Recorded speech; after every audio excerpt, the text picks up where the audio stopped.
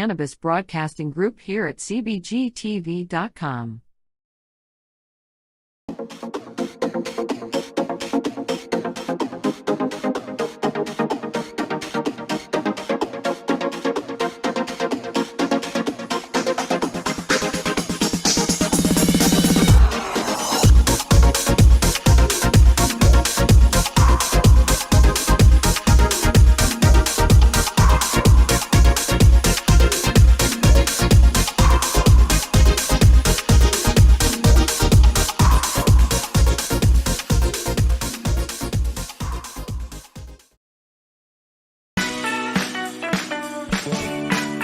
Hi, I'm Timmy. And I'm Mary Jane.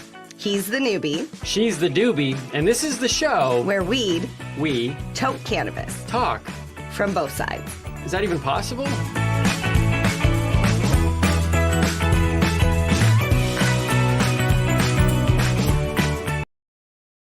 Individuals during this broadcast are their own, and may not be the opinions of their group or other organizations they may be involved with.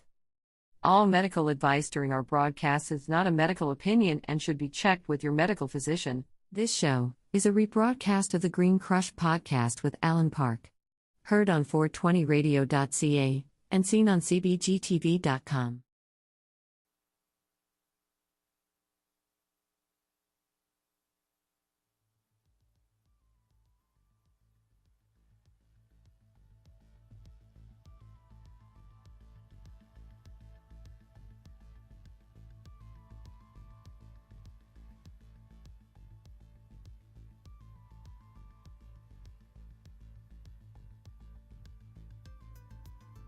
I think the real way to do cannabis is like once a week, by yourself, in silent darkness, with the strongest stuff you can get, and then immense amounts of it.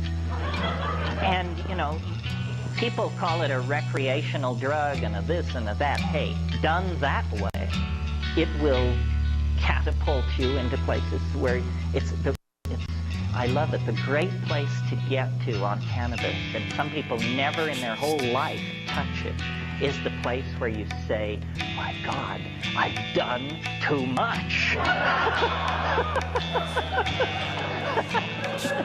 It's not easy, folks, but it's worth shooting for.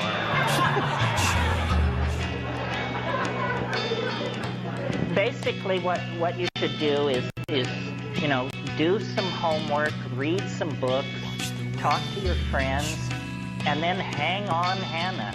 It's like, you know, it's very much like riding an enormous roller coaster. You know, once that baby rolls out of the station, do not stand up. Do not try to climb out of your car. Shut up and hang on with the faith that most people have lived through this.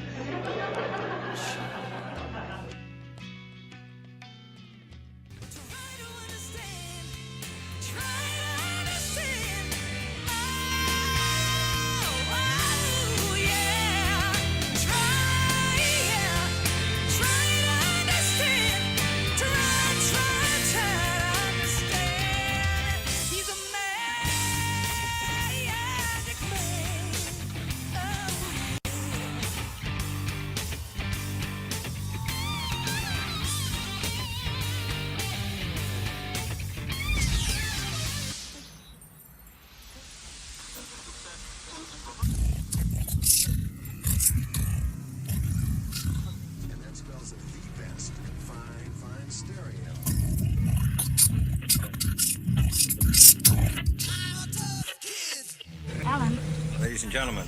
You're having a nightmare. What if it's true? Ladies and gentlemen. Alan, it's a possibility, isn't it? The very word secrecy is repugnant. Secrets. In a free and open society. And we are, as a people, inherently and historically opposed to secret societies, to secret oaths, and to secret proceedings. We decided long ago that the dangers of excessive and unwarranted concealment of pertinent facts far outweighed the dangers, constant extreme danger, which which are cited to justify it. Even today, there is little value in opposing the threat of a closed society by imitating its arbitrary restrictions. Even today, there is little value in ensuring the survival of our nation if our traditions do not survive with it. And there is very grave danger, extreme danger, that an announced need for increased security. What the hell is going on? This is Conspiracy Queries with Alan Park. Will be seized upon by those anxious to expand its meaning to the very limits of official censorship and concealment. That I do not intend to permit to the extent that it's in my control. You're crazy. And no officious, high or low, civilian or military, should interpret my words here tonight as an excuse to censor the news, to stifle dissent, to cover up our mistakes. Isn't the Pentagon suspicious that all the buildings would blow up? Or to withhold from the press and the public I think you're just looking at things for the first time. the facts they deserve to know. You've had your whole f***ing life to think things over. What good's a few minutes more gonna do you now? The facts they deserve to know.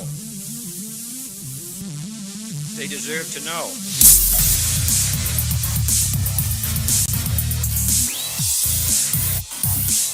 Deserve to know.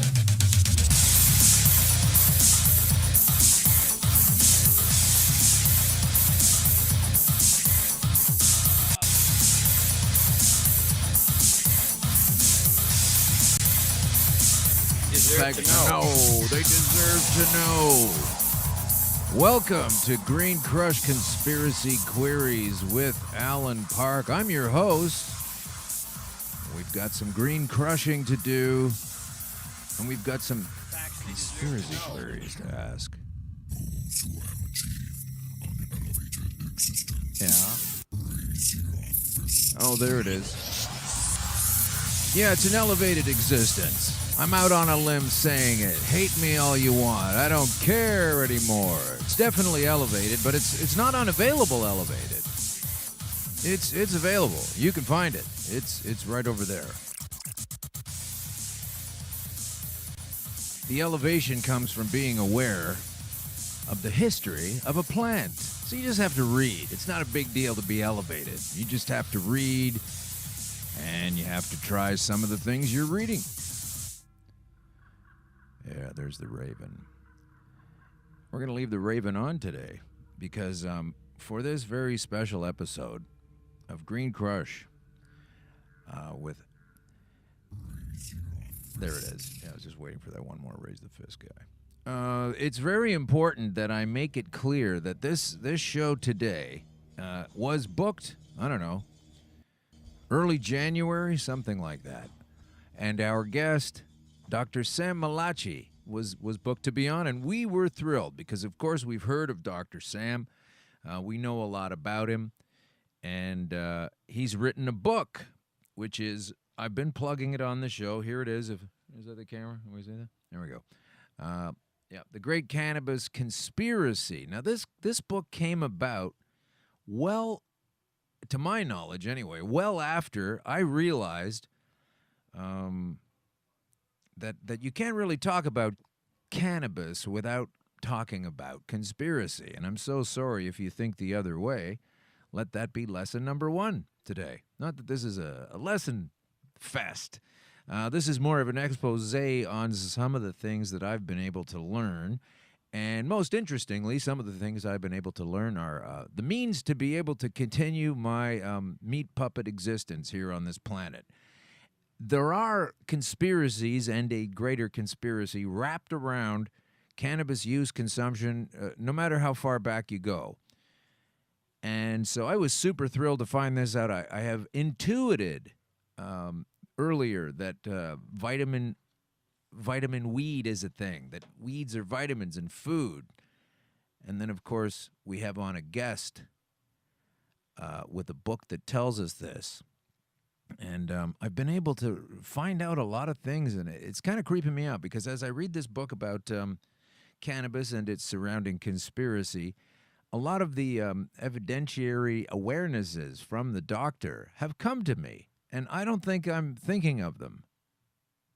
I don't think that I'm sitting there working it out and going, oh, this is the answer to this question. It's kind of like you're accessing a conduit of information, like a giant hose of like in the summer when you have that kind of hose that has the holes in it, the pinholes. So you're drinking out of one end and some of the other kids are drinking out of the other. It's all the same water in the same hose. And I'm not an author, although people are trying to talk me into it, and I don't know how I'll find the time to put that together. I can't even get down here once a week. But anyway, this author was so exciting to us to find out about it, and Dr. Sam Mellace was booked to be on the show. He left Vancouver to fly to Toronto to do a little book tour and talk about the book and about cannabis and Canada's version of changing the laws from how we used to arrest you to how we're going to arrest you, and the medical awarenesses that the doctor has come up with. And unfortunately, he did suffer a stroke and en route to this city. And he now begins a journey of recovery. And this has made the book reading a little difficult for me because he's already done that about 15 times in his life. An advanced man in years, a man of advanced years, Dr. Sam Mellace, just an incredibly wonderful guy. I was so looking forward to seeing him, and now I'm going to have to put that off a little bit while the immediate team surrounds him with help, and those of us standing on the sides are willing to do anything at any time anybody asks. But I didn't want to cancel the episode, and I didn't want to book a new person to come on, a different guest. This book is so important that I just said, okay, well, I told Sam's publicist or manager or our team, said, listen, I just want to do the show anyway. I want to bring people's awareness to this book right here, okay? It's a great book. I'm not even all the way through it yet. I'm happy to mention that. But it's tough. It took me longer than I thought because Sam, while you read the terrible things that he's already been through and then you realize he's having another tough fight right now, there's just a whole bunch of unfairness of life that comes seeping in while you try to read this thing. And it's too bad. So it's taken me a little longer than I would have liked. But Dr. Sam Mellace, that's Mellace, this show is focused on him, on you, and to pick up a bit of the gap from Sam is one of Sam's patients. And this is a patient who has done very well using what Sam worked with. He'll talk about it more specifically. His name is Paul Hartmann, and he lives in Ontario. Sam's originally from around here in the Toronto area, and we'll find out how they hooked up. We'll find out why Paul wanted to come in and talk about it.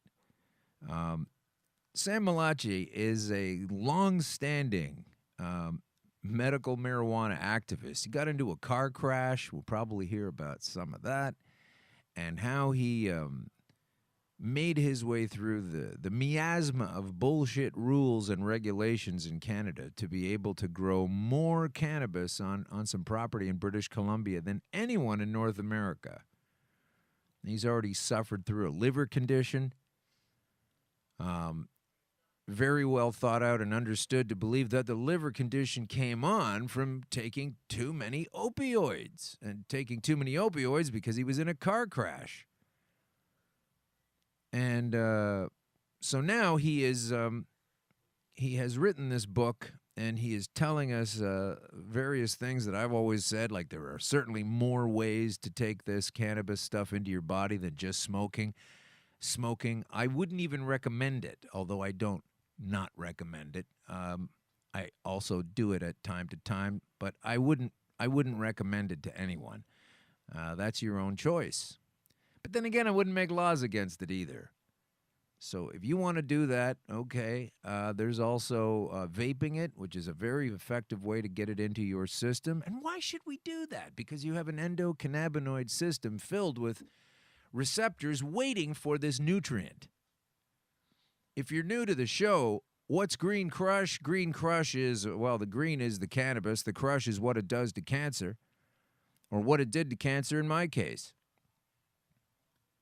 I'm supposed to be dead, folks. This show comes from beyond the grave.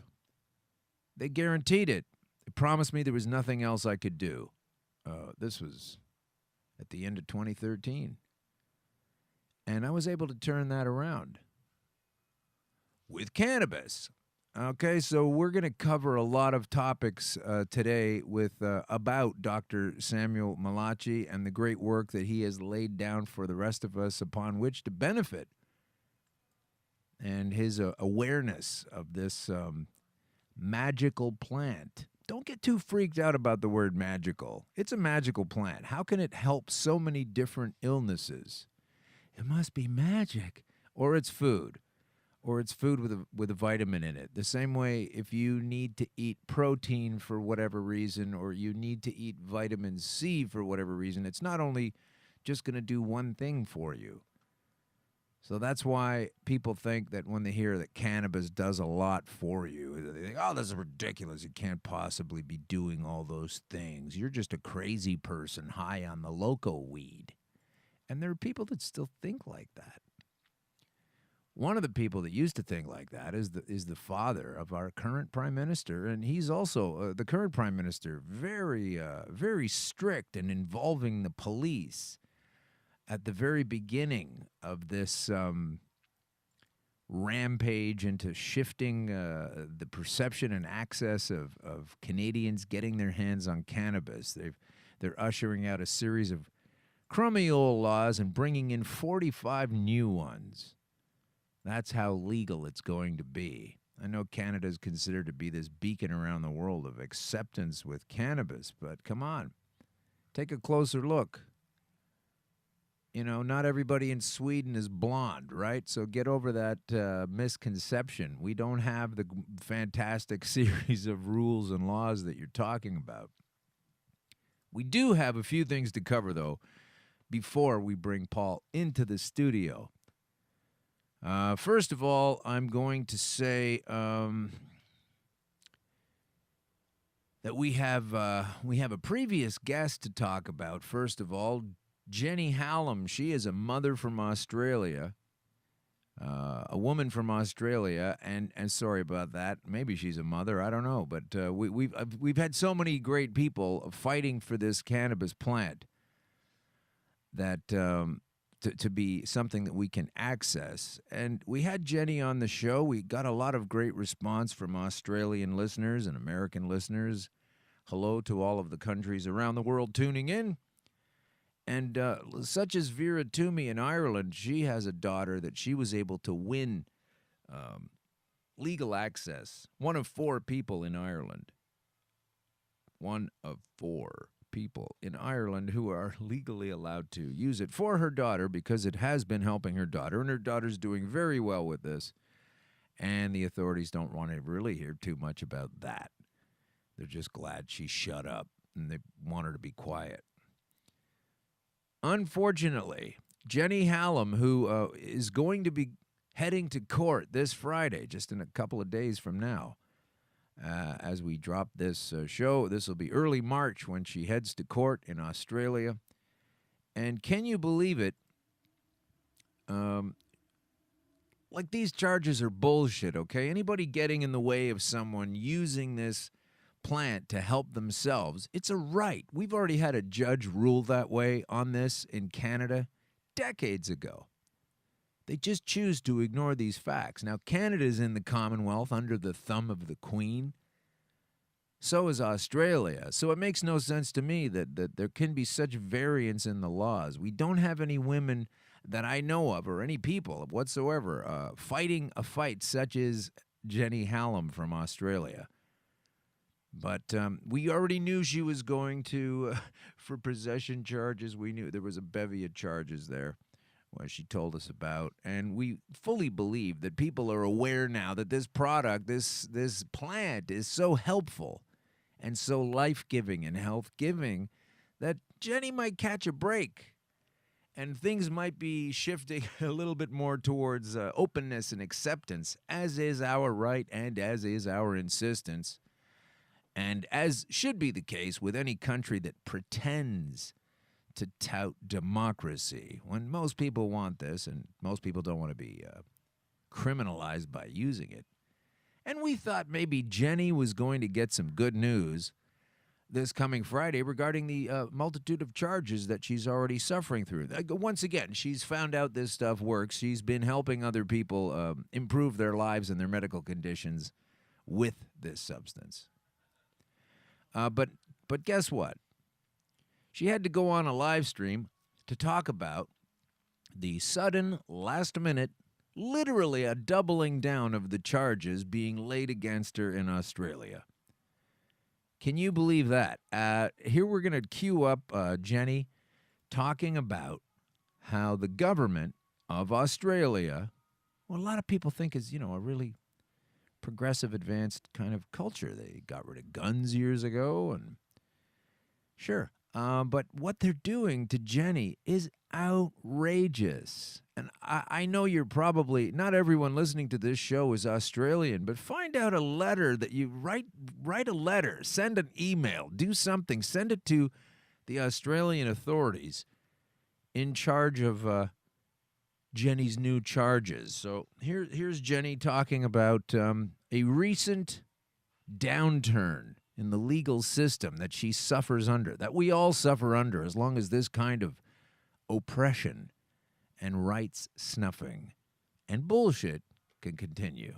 Here's Jenny making a plea for all of us to try and understand. Specifics, because I'm not sure how much they're talking about it, but there was another healer that was arrested and raided this week, an edible maker, another amazing couple that we're helping out. Now, this is not acceptable, and this is exactly what they're doing. They're trying to take us all out. One by one, they are trying to take us all out, so the pharmaceutical companies have basically got everything. They've got it all tied up, and we're not going to let that happen, because as soon as they take one of us out, there's going to be someone else who's going to take their place, and if they take me out, then somebody else will step up and take my place.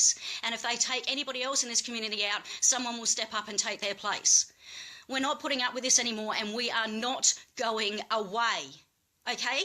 Get that? Government, politicians, all the pharmaceutical companies, whatever assholes are out there that are trying to stop this, we are not going away. Get this through your fucking heads. We are not going away. We are going to keep going. We are going to keep pushing, and we are going to keep standing up until we get this through. Because we've got no fucking choice. People are dying, and when are you going to understand that?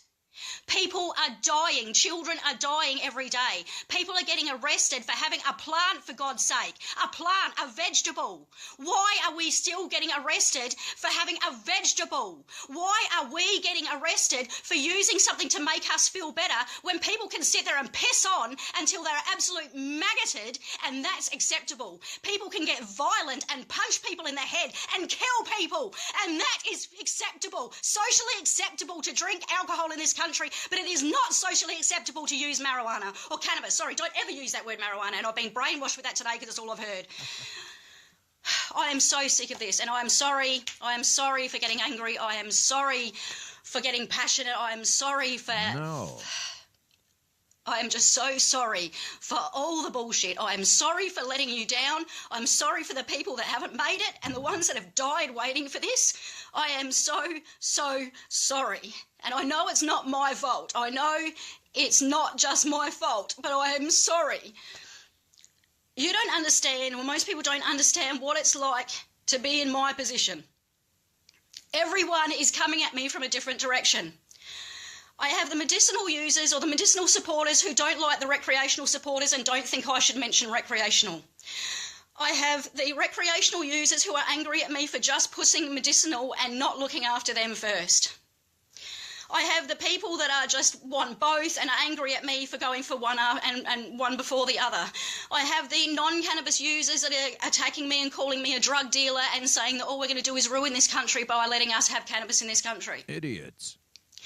There are so many different opinions, and I have so many people telling me what I should be doing, how I should be going about this. I have several people, a couple of people in particular, that harass me about the New South Wales bill. Yes, I support the New South Wales bill. Will you please get off my fucking back? Okay? Yes, I support the New South Wales bill, and I think everybody should look at the New South Wales bill and get on board and try and support it as well. It is the closest thing we've got at the moment to what we want. It might not be perfect, but it's the closest thing.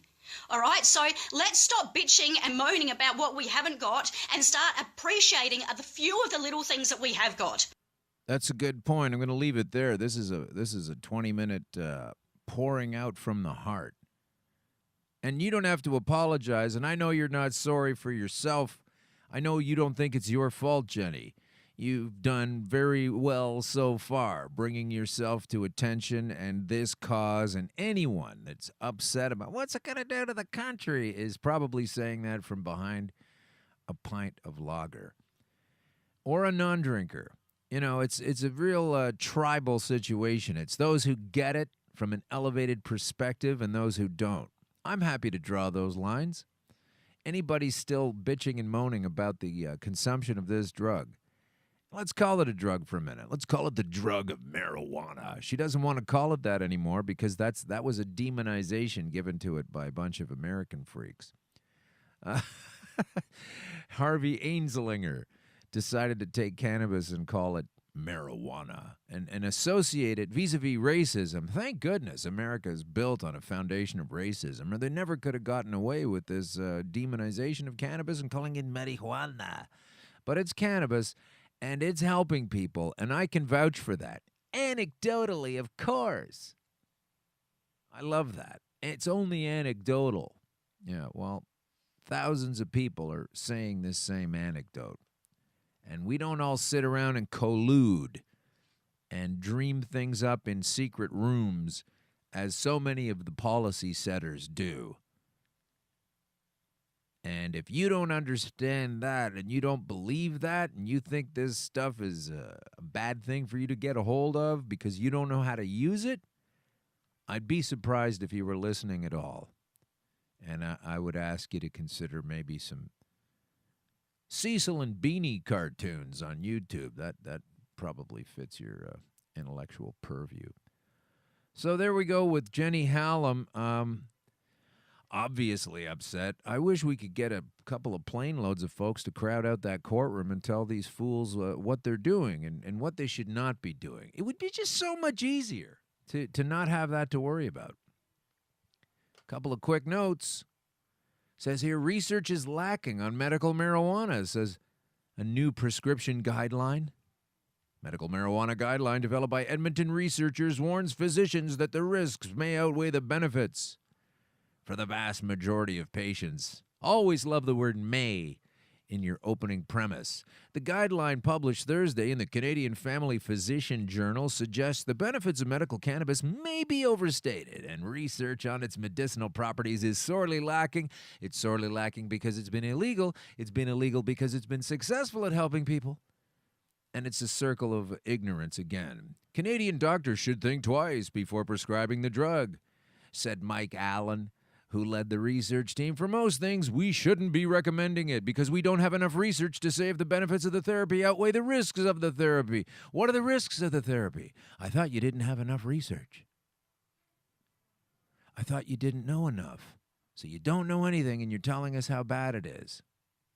Evidence-based medicine at the University of Alberta. He says the guideline was based on a review of clinical trials involving medical cannabis. It's going to be distributed to 30,000 physicians, this document, across the country, and is intended as a new protocol for doctors to use on deciding whether or not to prescribe it. This is on the CBC, by the way. The document, it says here that in it, thousands of Canadians are already prescribed medical marijuana, and that number is expected to rise after marijuana is legalized this summer. Family doctors face increasing pressures from patients asking for medicinal pot, but the study authors suggest there's little data for physicians to rely on before making the decision. This is so full of shit. It chokes me right out that I know that I am going to be going over the CBC, the Coles, pretty soon, the Coles of CBC. I do believe they're coming to my next check-up at my doctor this Friday, so we'll be talking about that next week. The reporter from CBC who had contacted me after I shook down the premier of this collective pile of freaks called Ontario, Kathleen Wynne, had a town hall, and I shouted her down. I think it's on episode 19 or something of this very show. And we found out that she wasn't really interested in continuing the conversation at all. But this gentleman, he's a reporter from CBC, decided to film me for that night's news and ask a few questions, and it didn't get on. But now he's going to come and ask me a few questions at my doctor's. He's working on some kind of magazine piece. I don't know the impetus for this. I don't know if he's genuinely fascinated and interested, or he could be. He could be a reporter that wants to get all of this out. I just don't trust the upper echelon when they're pumping out crap like this. They bitch and moan at us about anecdotal. Are you kidding me? This study may show that it might be something that could do something, but we don't know because we don't have research. I mean, there's nothing more anecdotal than that. These people live in a double cellophane paranoid window of stupidity half the time, honestly. He says mental health problems, this guideline writer, what's his guy? He's got my name there, Dr. Mike Allen. He says that in most cases, the number of randomized studies involving medical cannabis was extremely small, and once again, he's going to make data conclusions. In the rare instances where research did exist, the studies were narrow in scope or poorly executed. And so that's how he knows it's no good. I want to get one of these freaks in here to talk to. This is ridiculous. He said mental health problems such as anxiety, depression, and post-traumatic stress disorder are the number 2 reason medical marijuana is prescribed. But research doesn't support its use for those patients. Unless you talk to the patient who feels a lot better from taking it. Oh, my God. This just goes on and on and on. This attack on the credibility. Well, guess what? We're gonna bring our guest in a couple of seconds, and we're gonna kick off. I'm gonna save this particular item for him. We're gonna talk about these things together. Hey, Shoppers Drug Mart. Shoppers Drug Mart used to hate medical cannabis, and now they love it because they just signed a deal with Aurora Cannabis. They wanted to sell this a while ago. Basically, if you're big and powerful and you've already sold so many opioids that so many people are already screwed up and suffering from liver diseases and everything else, you get to sell cannabis later, even though there's no research, according to the CBC. Licensed producer Aurora Cannabis has signed a deal to supply medical marijuana to Shoppers Drug Mart. The agreement is subject to Health Canada's approval of the pharmacy chain's application. Approval sounds like this. Sounds like when you're moving money around, right? That's what the approval is going to be all about. Aurora's products are expected to be sold online as current Canadian regulations prohibit the sale of medical marijuana in pharmacy locations. Because it's a medicine, right? So how do they get to call it a medicine and then they won't sell it in a pharmacy, because it's a medicine? And then, you can't tax and excise tax prescription drugs, but they're going to tax this one at about $400 or $500 a pound. Wow. So that's the Shoppers Drug Mart, and we're going to have to come up with a long list of businesses to boycott based on this kind of shit. But I'm really getting tired of it, especially when we have a teenage girl using cannabis oil to treat leukemia and getting great results. And so doctors published a case study. And so this guy, Mike Allen in Canada, says, we don't have enough data for this. We don't have enough data for Mike Allen to keep his fucking job. That's what we don't have data for. All right, and here's one for the cops, and then we're going to bring our guest in. He's here now. Here's one for the cops. In a first-of-its-kind study, virtually no driving impairment under the influence of marijuana. Don't care, we're going to arrest you anyway. Look, you can't keep complaining there's no science, and then when the science comes in counter to your, police state agenda, you don't like it. Because as Dr. Sam Malachi says in his book, something else I came up with on my own just from thinking and researching, courtesy of this very herb, it says in the book that this has been going on for a long time, where they just repress the facts and they choose to arrest. And if you go through the ledgers and if you go through the spreadsheets and if you carve through the budgets, and they're always bitching about not having enough money, guess what? For a legal substance, you don't need as many police officers in the employ as we now have, the police officers union could take fewer members. We don't need as many police chiefs because so much of the time spent looking at things is fictional. You don't need it. These guys get a fatter budget every single time based on bullshit. We don't need that many people busting people for a plant, for a food, for a vegetable. And that's also written up in Sam's book. We got some more topics to cover later on, but first, let me just bring our guests into the studio. Very exciting. Now, I said it when we first started speaking on the phone. That, because, we got a system overload? You're not kidding. We got a show overload. Let's try that again. I spoke with Paul on the phone, and I said, listen, this is a terrible reason for us to meet. No offense, I'd love to meet you. I was supposed to meet Sam, and Sam's not well. And Paul stepped up to the plate. So here we have Paul Hartmann. Do you have some letters after your name? You should. You seem like the kind of guy that would have... I do. I have some letters after it, but here we go. Letters are from places that you really wouldn't want to have them from. Like 897-35246? Well, I got my PhD in prison. We're just going to jump right to the prison. Yeah, we'll just whoops. Okay, so Paul Hartmann is here. Paul is a patient. Number one reason he's here, he is a patient of Dr. Sam Mellace. If you're looking at this, I am showing you this now. On not everybody's looking at this. Some people are listening to this. But if you're looking at this, look at this beautiful book written by a man who is a doctor, who has helped our guest here. Very welcome. Very glad you're here to spend some time with us. Do we have some camera on Paul? Is he there? Okay. I'm on camera. Not like I'm the Holy director. shit, You know, I wow. want to make sure you're covered.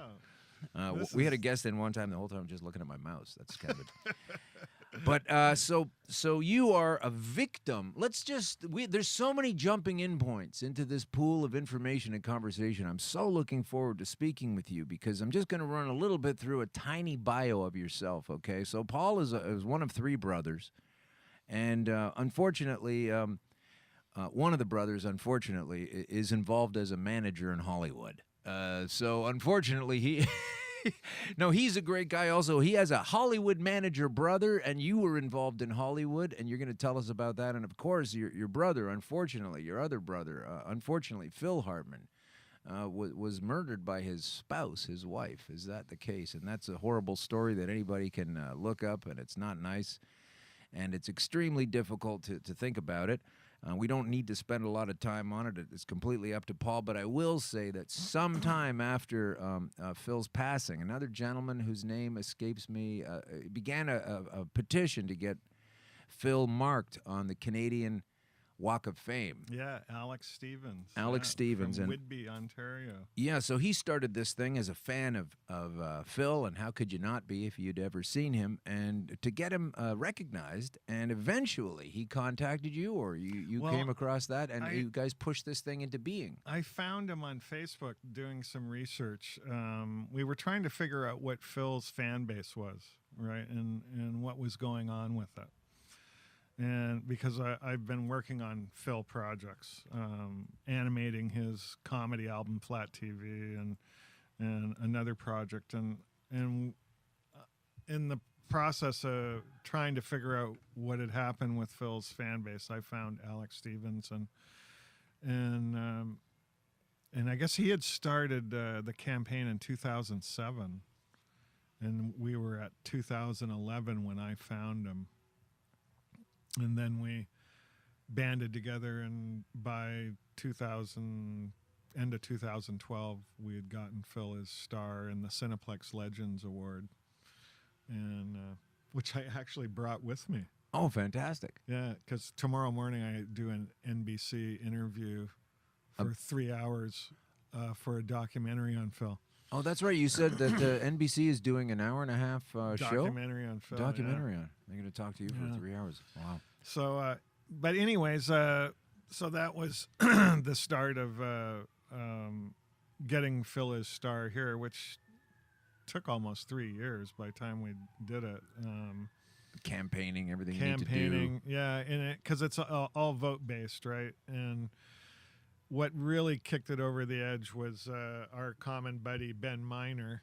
Oh, sure. Sirius XM. Yeah, and Joe Thistle came on board and gave us a month of promotion going into and we crushed the votes. Yeah, that's great.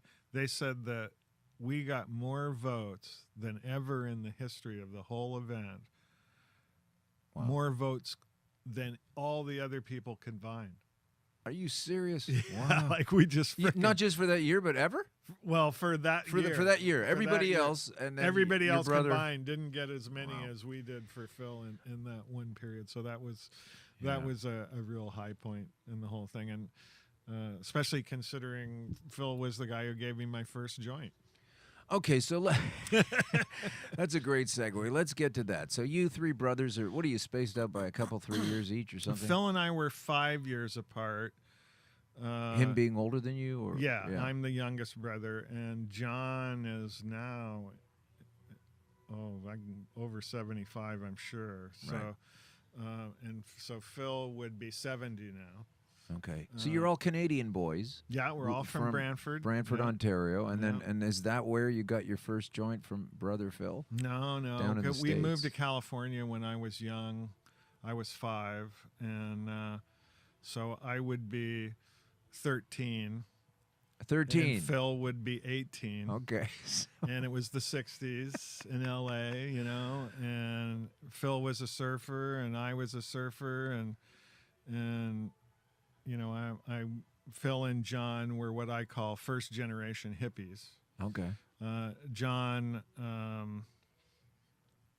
being a manager in the music business, he started in the mailroom at William Morris with David Geffen.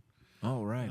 He worked for Colonel Tom Parker for a year as his secretary, and he managed Elvis. Yeah. So he has a chapter in one of Elvis's biographies. That's Elvis Presley for some of our younger listeners. Yeah, and I mean, and one of the great John stories is the Colonel had him move Elvis out of his house in Palm Springs, and he finds the gold lame suit. Right. So he takes the gold lame suit to the nearest drugstore where they have a photo booth, and he puts it on and gets pictures of himself in it. That's amazing. In Elvis's suit. In Elvis's suit. And I and we as kids lived right next to the LA airport. And so when John would do the mailroom run to the airport to pick a client up, they would, you know, drive right by my parents' street. And so one day I come home from school and there's a limo in front of the house, and it was always John, you know. And I go in and you know, I was 12. I didn't know shit, you know. And here's Elvis, you know, my mother's freaking losing her shit, right? Elvis is in the living room. That's funny. With my brother, and I'm just like, whatever. And later I learned that the story was they were coming from the airport, and Elvis asked John about, so where are you from? Where do you live? He goes, well, matter of fact, my mom lives right here. Right. And he goes, are we going to see your mom? Oh, amazing. And he was just, no, I'm taking you to the Colonel, you know? Right. And he said, oh, no, we're going to go see your mom. Oh, that's the best. And so they go, and I was coming home from Catholic school and walk in, and here's Elvis with my mother, right? And then that was the kind of stuff that happened. Did you make him a peanut butter and banana sandwich? I didn't even know who he was, right? Because the Beatles, right? Sure. That's incredible. So okay, so this is the thing that is a bit of a concern. We were talking earlier about this, and you said that your brother gave you a joint.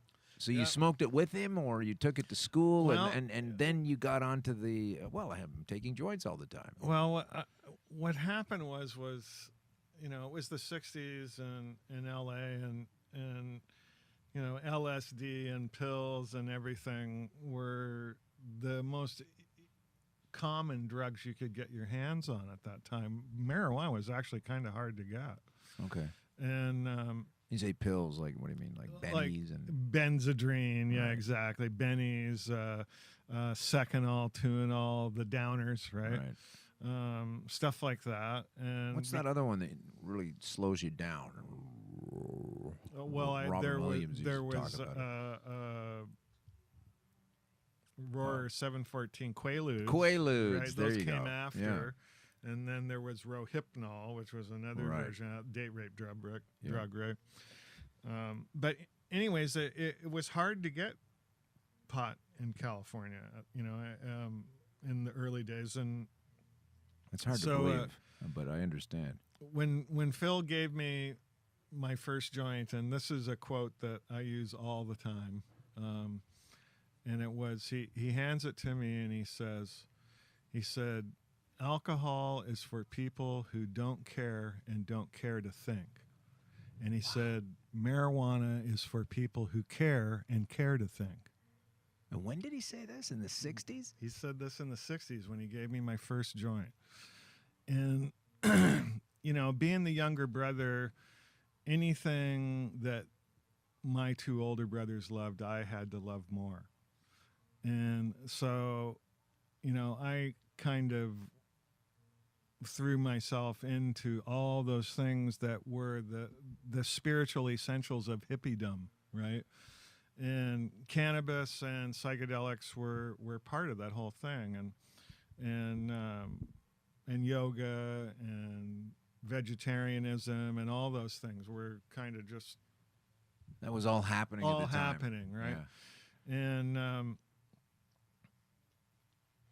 so that was the beginning of my sojourn with cannabis, and which, because I was a surfer, Phil was a surfer, and he gave me my first surfboard and first joint, and my life was a series of firsts with him, and so I had to learn everything about it, and I went to Mexico, and I traveled all through Mexico, and I went to, I read the Carlos Castaneda books, and those were like road maps for me, and so I ended up going to all those places in those books, and ended up spending a good 6 years in the province of Oaxaca, and became intimate with cannabis there, and the people who were growing it and exporting it. And so back then, did you know about trichomes and all of these different things that were rolling around in there? No, we didn't know shit. You just knew to grow it. Well, we knew what was good, right? Yeah. And the thing was that, with my brothers in the music business of the 60s was driven by good cannabis and psychedelic drugs, right? I mean, all the music that we enjoyed from that time period was blossomed because of those things. Sure. And so I naturally kind of evolved into selling weed into that market. And so everybody I knew, the musicians in musicians, producers, directors, film people, you name it. And all that kind of weed was imported at first, and then Mexico. Yeah. Yeah. And so I went and I found the weed there, and kind of became my job with setting up loads for people, bringing them to the States, whether it was. So you would go to Mexico, or yeah. Did you ever go to South America, like Colombia, get Colombian Oh yeah, gold? yeah. I went all the way down to Ecuador. Wow. Obtaining. Mostly exploring. I didn't ever ship anything from Colombia. I had other relatives who did, though. Wow. But I went looking just to see. I was fascinated with the culture, and the generosity of the people there, and did a couple of very large grows down there myself, which was extraordinary. What? Give me a number. Give me some kind of number to help me with large. Large. 50,000 plants. Okay, I was gonna say that's huge. Yeah, amazing. Yeah, and on my Facebook page you see pictures of stuff, of fields I bought and things like that. Yeah. And my cover for traveling down there was photography, so I always went with a huge amount of camera equipment, and I photographed the shit out of it. And how many people do you have helping you doing that? I just have to make sure you're a bit closer to the old. Actually, not that many. I mean, it was amazing how few people we did those kind of things with. It was less than a dozen people. So you don't have everything coming out at the same time, because you can't just plant 50,000 seeds all of a sudden, right? So everything's kind of at a staggered pace. Like here's some seedlings, and here's one that's 3 weeks one of the old. things that happens at that latitude is because the photo period, like cannabis is photo period dependent, most of it, right? Photo period dependent means it is signaled to go into bloom when the days get shorter, right? Right. So when you're at that latitude in southern Mexico, latitude 16, something like that, the photo period doesn't change a whole lot. It's 12 and 12 most of the time. So that is when plants go into bloom in North America, right? Sure. So working with indigenous strains at that time was how it was done. And the plants grew on a normal growth schedule and still finished in September and October, even in Mexico. So we were some of the first to bring North American strains down there. Wow. Which is one of the things I regret doing. Why is that? Well, because you bring all these new genetics into a place and you pollute the natural ones that are there, right? And they become watered down, and you lose them essentially to in the mix of things. Poor handling. Handling. So at this time, though, you're a 18, 20-year-old kid, and you've got access to this cannabis, and you're selling it to the stars? By time I was doing that, I was in my early 20s. I think I did my first smuggle when I was 19. I carried 100 pounds on a backpack to Bisbee, Arizona, through the desert with a bunch of other guys. Keep marching through. We had to be able to walk 8 miles with 100 pounds. Wow. And we got $2,500 for doing it. And this was in like 1972. Really? Something like that. And then you're selling this stuff to who? Like, can you tell us some of the folks, or Well, that stuff, I wasn't selling that. That was a job for somebody. But the stuff that when I started bringing it in my 20s, it would go into Hollywood and all over California, because we were bringing in a couple thousand pounds at a time.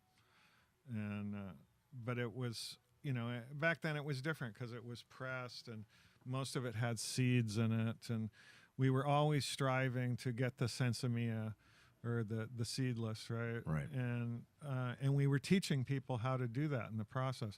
But what was amazing about Mexico is that cannabis has been in their culture for a long time down there, and the first real connoisseur things I learned about cannabis were there with these maestros de mota, right? And their understanding of the plant was deep because their cultural use of it was extensive. And so, I mean, down there, like when you rolled a joint, the selection of the bud that you would use to roll the joint was critical. It had to be the right dryness. The calyx or the individual flower had to be the right size. And then they had a technique and it took almost 20 minutes to clean enough of it to roll a joint. Like they wouldn't take it and mash it all up, right? Right. They would take it and touch the pointed tip of each calyx and pop it off. And not disturb it, right? Because the less you disturbed the calyx, the less you crush the trichomes that were on it. Right. Handle with care. Handle with care, and the more flavor and the more intense the effect, right? And we would have these really interesting. There was 3 guys that rolled joints. That one guy, it was his job. That was all he did. His name was Gasolino. He worked at a gas station, so they called him Gasolino.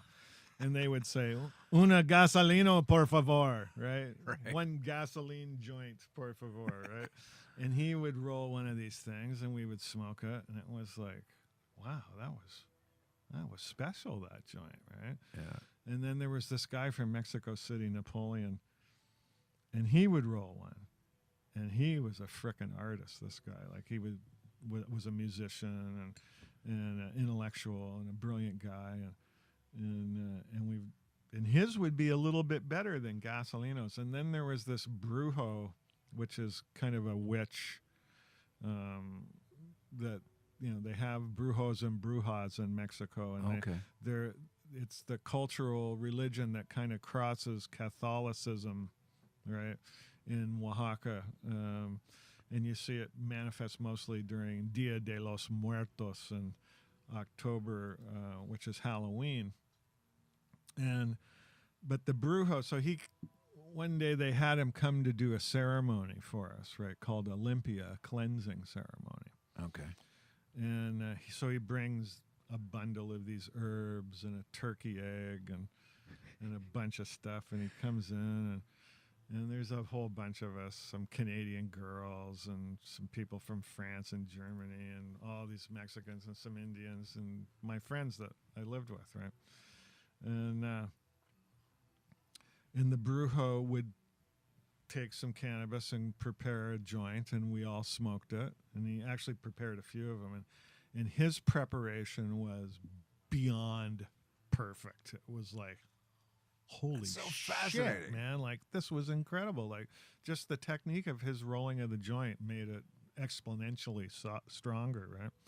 So we smoked the joint, and then we start the process of doing the Olympia ceremony, which was, he would read a prayer before a little altar he set up with some holy water and an image of the Virgin Mary with a skeleton face, right? And then you would take the bundle of herbs and you would scrub yourself with it, right, and pass it to the next person. And then the turkey egg came, and he would cleanse himself with the turkey egg and pass it. And by the time the turkey egg gets back, the room just smells of the herbs that everybody's been scrubbing themselves with. And he drops the turkey egg in the glass of water, and the water boils. And you're going, what the fuck is that? And the Canadian girls, they're like, well, what are they going to ask us to do next? Take our clothes off, and it was mixed reactions going on in the room. But and afterwards, he breaks the egg and drops the yolk in the water, and he reads the yolk, and he tells you if the Olympia has been successful, right? Wow. In which our case it was. So there was this ongoing cannabis culture that was down there, an indigenous ethnobotanical culture in southern Mexico that this is something I want to bring up because a lot of people think, courtesy of some folks holding public office now, and generally racism in general, is that, the Mexicans use cannabis because they're a bunch of lazy stoners and they're just sitting around, and that's where it came from. But it's not. It goes back into, their history. The thing is that a lot of Mexicans don't use cannabis. And culturally, it was the indigenous people that were using it, and not very many of them. And it was a subsistence crop that enabled them to feed their kids in the off season, right? And so these kind of survival crops, and you see them emerge in these agrarian cultures, in Afghanistan, India, China, all these kind of places where you have a struggling third world culture. This crop is the one that saves their asses, right? Because it's a hardy crop, it's in demand, it relieves all kinds of pain and suffering, and they can grow a lot of it and pay their bills, and their food crops often don't work out, Yeah, because these are hardy, right? That's the other thing. You don't have to keep replenishing the soil, and that's incredible. It really is magic in a lot of ways. I used some Heart Magic Man at the beginning of the show due to these knowledge points and Sam himself. Just before we get moving on, I do have to do a little plug here for the Source Turbo. I'm endorsing this thing.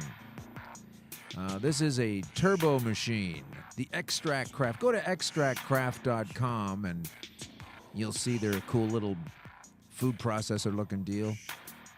It's an updated design with improved processing time and added turbo mode. It's got altitude-specific tuning. What am I talking about? A smart, safe, and easy way to do at-home extraction. This is going to, you got to pay for the machine, but after that, you're controlling your own input into your body. So you have to source some good cannabis, such as we're hearing about now from Paul, and you have to do that, and you can make this stuff at home, and you can get away with it very easily. And I highly recommend, and I ask you, please don't participate in the rapacious money grab control paradigm of government-run cannabis stores. You're just going to be running into Monsanto weed and a bunch of bullshit anyway at a price they can't possibly tether. So get yourself a machine that can take cannabis, and in a very safe, clean, and easy way to use it, it uses vacuum and gentle warming to make extracts and concentrates. And it uses alcohol, but it does recover and reuse it, saving you a lot of money on that solvent. It pays for itself in a very short time. It's a fully enclosed, closed-loop system. It restricts odors to almost nothing, which is another great way to get away with this. Again, it's extractcraft.com. Check out the source. It's a machine that you will enjoy to help yourself use this particular substance, cannabis, and it's something that it's basically a tool, I'm going to say. This is a tool to use a tool. Extractcraft.com. Look it up at your closest laptop, convenience, or phone. Extractcraft.com. I am definitely interested in that machine. I'm sure there are others similar to it, but I'm happy to know that people are learning now how to make their own stuff at home and to take their own power. I had to do that medically. This is for recreational, or it could be medically. I say there's really nothing in between those two other than the perception of other lawmakers. So getting back, Paul, to Mexico and these folks that use it, you say there's a very small section of the society that uses it. And I was just trying to make the distinction that it's not this, reprobate sitting around doing drugs, man, and marijuana, the way it was dubbed this by a North American, not a Mexican. And really, the knowledge of it through Mexico and people of South American extract that's going back is the indigenous history of using this as a medicine, as a food, as a paste, as a balm, as all kinds of things. And it got bastardized into believing that it's these terrible, Cheech and Chong type of Chicanos, man, doing this thing, And it really got that when it was starting to take off in the 70s, like when you're saying, that's when those albums were coming out and people were hearing that, the police were against it and that anybody using it was a bit of a reprobate. Well, it was so bad in the States in the 60s that I was in junior high, and this was before I had any contact with drugs. And there had been a girl in my class that she was the first heroin addict I ever heard of, right? And in high school? In junior high. Junior high. I'm talking the 8th grade, right? And she had a party one weekend. And everybody went to it. I went to it. And there were people smoking pot there. And the next week, she had gotten busted over the weekend for heroin. And she ratted off everybody who was at her party. So we come to school on Monday morning, and they call us into the principal's office, everybody who was at this party. And the police are there. And they arrested us all for suspicion of having been in a place where marijuana was smoked, which was a felony. That's huge. Was a felony. That's unbelievable. And I was like, so I come in, I'm one of the last ones they bring in, and the cop's like, where you at this party on da-da-da-da? I'm like, I don't know. Like, I couldn't remember the fucking weekend after it was over. Holy shit, are you kidding me? Yeah. And they kept asking me the question, and I kept like, I don't know. And one of the girls who was there, she was like, just tell him you were there. We were all there. And I was like, well, I guess I was there. She says so. And then I was all of a sudden under arrest. So, I mean, it was that freaking crazy, that you could be arrested for a felony that of having been in a place where marijuana had been smoked. Yeah, that's unreal. And listen, when I was a kid at that age, I found it fascinating, even though I wasn't partaking. And of course, I heard of it because I used to watch the news, and I heard about another marijuana arrest. And I remember when Paul McCartney got arrested for it in Japan. And you weren't allowed to have it there at all. But we weren't allowed to hear it here. But from a guy that wasn't in show business and just as a little kid, I thought it was, I never really got my head around until I was much older. And this particular aspect, and you were right in the middle of it, and this is it. On the one hand, you heard that it was dangerous and illegal, just like your story you told us about being associated in a room where someone might have used it. That's crazy. And then on the other hand, you had these famous people, these folks that we'd all listen to, or they were actors or comedians or what have you, and they were getting caught with it, and they were getting arrested with it. Mm-hmm. And then the next thing you know, they're flying around, and they're doing their shows, they're singing their songs, telling their jokes. Whereas the other people that you hadn't heard of are presumably still doing time. So I don't know how that split was able to play out. It seemed like there were, once again, two laws for the famous and the rich and the not famous and the rich. Like, how does a guy get busted in Cleveland? He's coming back from Canada, say they're doing a gig in Cleveland or what have you. He gets arrested, and maybe the show gets canceled, maybe not. He still does the show. If he doesn't do it tonight, he does it tomorrow. And they just keep getting away with it. And that sort of was enticing to me as a young kid to go, I want to be on that team. There was great lawyers involved in show business. Michael Stepanian in California, for sure, is probably one of the greatest lawyers of all time, and one of the founders of NORML. Bruce Margolin in Los Angeles, Michael Nassatir, Randy Sue Pollock. These people were all pioneer lawyers. And they represented musicians, that got in trouble in San Francisco and Los Angeles, and bailed them out of every kind of circumstance. I mean, when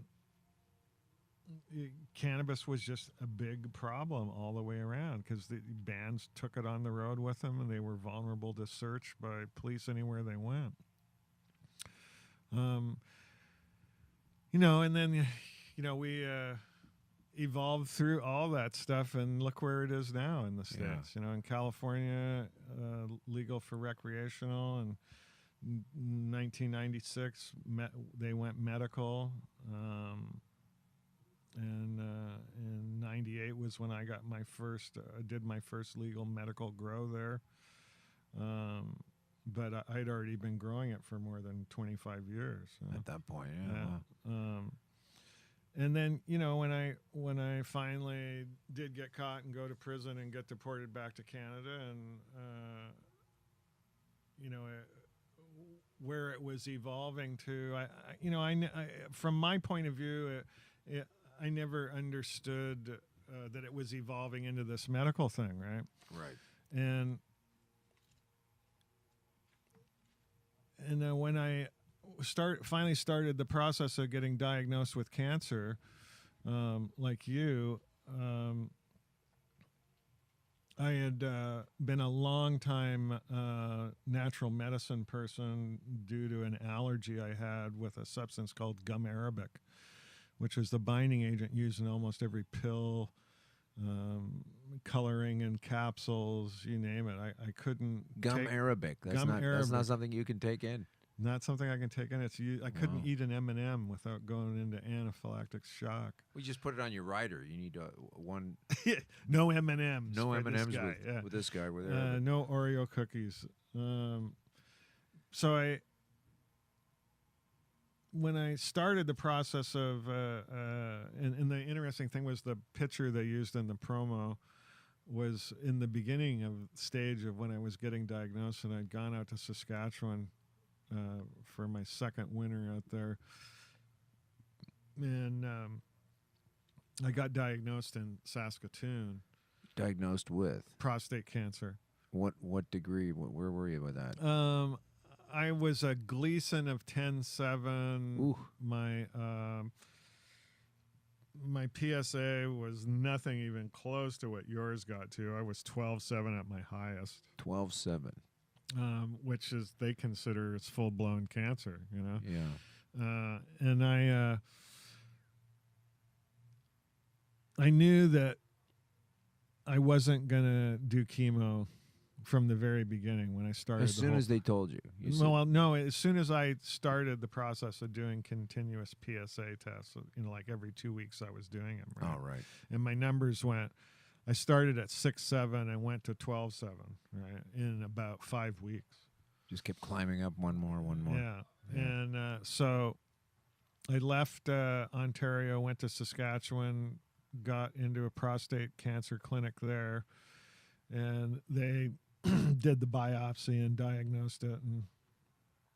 And then they come and they give you your options, right? As you well know, they give you your list of shit sandwiches, and I had already started the ketogenic diet and gone vegan and started taking mushroom extracts and juicing turmeric root fresh and grating it into everything I ate. And turmeric root was actually the first thing that gave me any relief from the symptoms because it's such a great anti-inflammatory. Right. This, again, is another plant. Another plant. Hello. Yeah. Another food. And so by time I was heading back to Ontario in the spring, in February I got the final diagnosis. And then in April, I left to come back, and I talked to Tracy Lamore, who is my publicist and PR person, and also Sam's PR person. Exactly. And when was this? What year was all this going on? 2005. 2015. 2015. Yeah. This is when you were diagnosed. Yeah. Wow. So, and I told her, and because she does a lot of work in the cannabis community, I asked her. I said, "Look, I need to find somebody to get oil from." Because I want to do the oil treatment, and she said okay, and she set me up with Sam. So I go to Sam, and we sit and we talked for hours. I mean, it was just like it was like you and I. We hit it off, and a couple of ex-cons and cannabis dudes. Prison story. Hey, look at this got tattoo. Our prison stories and shits, and so at the end of the conversation, he goes, "Wow." He goes, "You're the second most knowledgeable person about cannabis in Canada." Wow. Him being the first. And I laughed. I was just like, okay, what? Yeah. Wow. I go, "Who's number one?" He goes, "Well, why?" I was, of course. What the fuck was I thinking? Right? Was he in BC? He was living there when No, this was out here. He had the place in BC though. So he started me out right away, and tell us what that's like. Like, what was your intake when you say started out? Well, what was the prescription? I was really scared. I'll tell you, it was because I'm one of those people who, at the time, couldn't eat a cookie. Right, like I would frickin' get the spins and hit the floor. Right. I could smoke a truckload of weed, but eat one. No, different, yeah. Totally different. Goes right to the bloodstream, yeah. So, I didn't know about the 11-hydroxy metabolite that your liver puts out and things like that, but makes it stronger. So, so Sam coaches me and tells me what to expect, and I start doing a suppository of a small gelatin cap every night before I go to bed, about an hour, and it was, it was really strong, like I although I wasn't getting the spins and hitting the deck with it, right? Yeah, it's a different feeling of high. Yeah, depending on how you take it in. Totally different. And taking it rectally, you really get your bang for the buck. I mean, it's but it was all happening while I was asleep, and I was sleeping like a train wreck, man. It was incredible. So, and your best healing happens while you're sleeping. So that first 3 weeks though was like the Twilight Zone. I'll tell you, it was. I would get up at 6 and I'd sit down by the computer, and all of a sudden it's 4:30. What happened? Right? He lost track of time. Like, just 8 hours. That's all. It's like I just sat down. Oh man. And but after 3 weeks, nothing. Zip. Couldn't get high on anything. Yeah. And that was when I got to the full gram dose a day. And you weren't getting high? wasn't getting high on See, this is anything. what I want to. Let's just put a bookmark in here for a second. And these are fascinating stories. I think we've already kind of talked about it a little bit. We have, and we've decided you need to come back more. We've got so much ground to cover, and it's it's a long show, and it's still not enough time. But this is something I want any of the listeners to understand, whether you're an advocate or a user or not, and especially the skeptical ones. Is so you've just heard Paul explain that at the very beginning he was taking these small amounts and getting completely off of his face and going into a spin and sleeping, and the next thing you know, he's taking a gram a day, which is a rather large amount of oil, and he's fine. And I've experienced this same thing. This is the way it goes. Your tolerance increases. Similarly, with alcohol, there's always that one guy at the bar that can have 5 more drinks than you and still, not fall on his face the way you do. And so this is what makes it very painful to me to understand that without going into the science, without going into the research that's available, some of it showing how great it is since the 30s, how they can just and I mean the states and the police just arbitrarily throw up, okay, you got this stuff in your system, you're high. You had a little bit in your system and you were off your face. Now you have a whole bunch in your system weeks later and you don't even get a buzz out of it. But if you tested positive on either one of those, that guy is going to go to jail for the rest of his life. This guy might get a ticket. It doesn't make sense. They're not using science. Whenever they've had science before, like the Ledane Commission or what have you, through the past, they just blow it off and they use it. They put it aside and they will shape this punitive, restrictive policy around it forever. There are so many footnotes in here that I was able to draw attention to. But going back into your time as a younger man in California and providing, cannabis to the stars and the bands and etc., how do you're an older man than myself, how do you see that same trope over and over again without getting so sick of it and fed up with it? I mean, it just never changes. Well, we would say every year it was, oh, well, it'll be legal in 5 years. Right. We've been saying that since the 60s. Yeah. And so it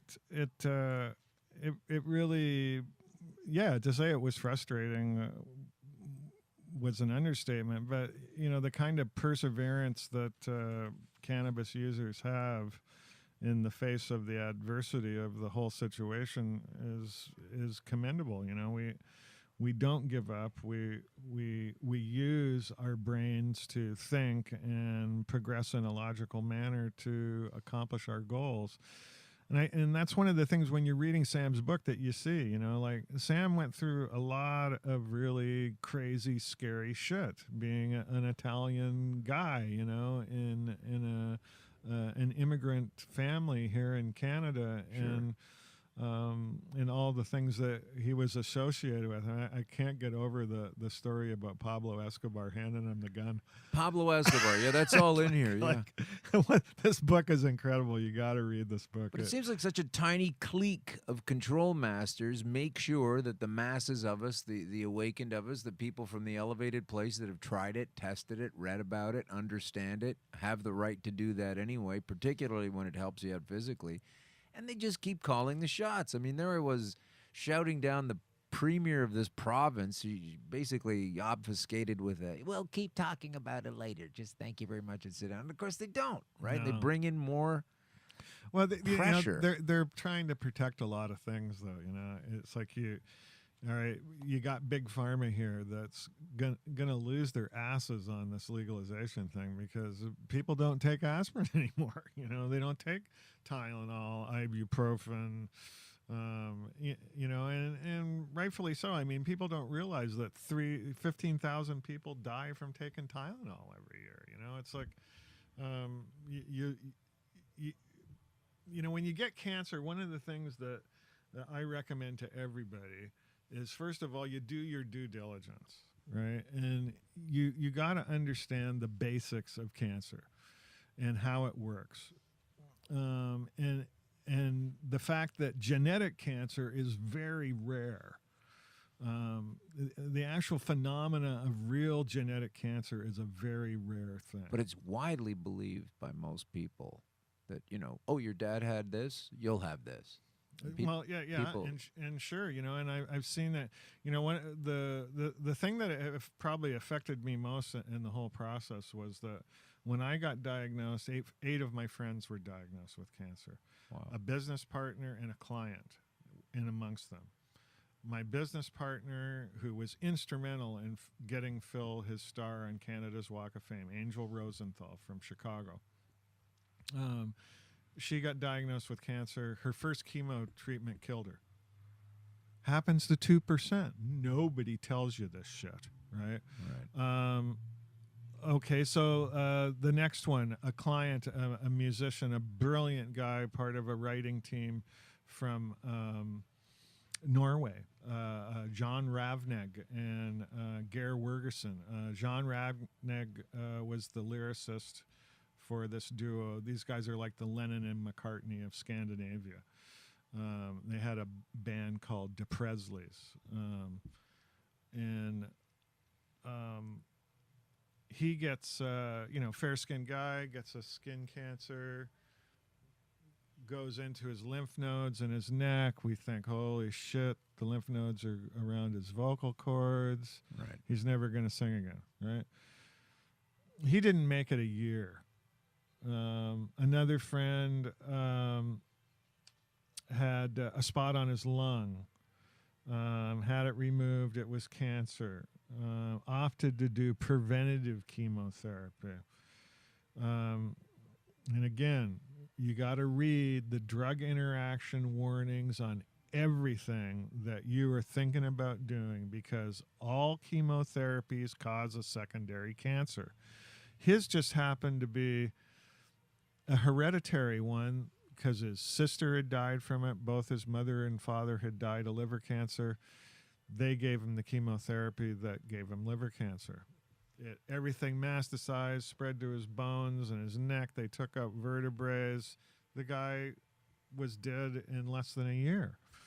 I didn't have anybody except for one person I knew that made it 14 years. Tammy Ramson, just a beautiful woman, stage 4 breast cancer for 14 years. They did everything on earth to this woman. She had taken so much chemo and radiation that her bones crystallized. Wow.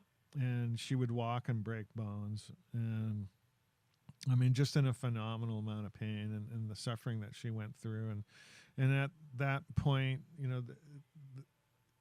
the people still weren't thoroughly aware of how to use cannabis oil properly to treat stuff like this, and lots of things trying to repress it and keep it in the dark, and then people like Sam pushing it into the light, and so that the friends and loved ones we've lost along the way to it. I never dreamed when Bob Marley said that cannabis is for the healing of the nation, that it literally was for the healing of the nation. We didn't understand that. That was actual prophecy, Well, I'm sure there's a lot of people might be listening right now saying, this guy is full of shit. Chemo causes cancer? What are you talking about? Come on. So let's go to some fake news. Here's something from the National Enquirer. No, I'm just kidding. It's actually from ncbi.nlm.nih, National Institute of Health.gov. Here it is. Chemotherapy causes cancer. Exclamation point. Says it right on the report. They're actually using grand punctuation such as this. A case report of therapy-related acute myeloid leukemia in early-stage breast cancer. So this is just one example. Use of chemotherapy and radiotherapy in the adjuvant setting has improved survival for many patients with malignancy. This is what they say. Unfortunately, multimodality treatment can come at a price, in particular therapy-related malignancies. Say that again.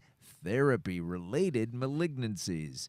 This has importance in that patients must be made aware of this potential detriment from therapy, and doctors must consider this diagnosis in those patients who are cancer survivors and presenting with health problems.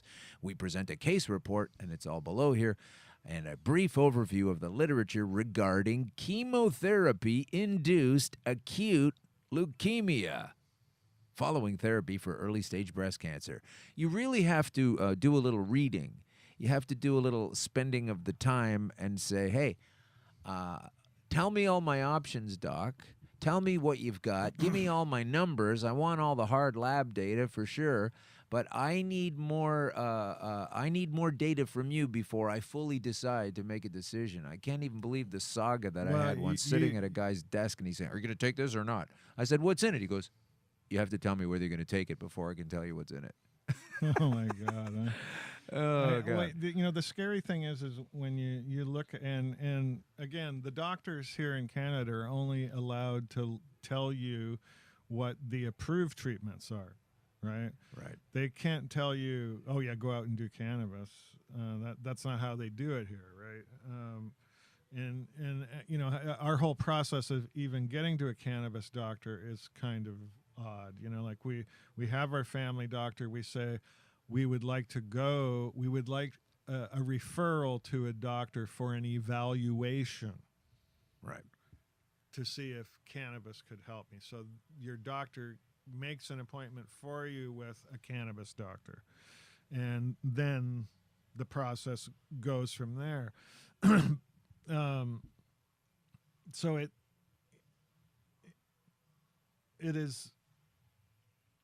it's difficult to watch people around you suffer and go through these things. And when you've been given a second lease on life, so to speak, as you and I have,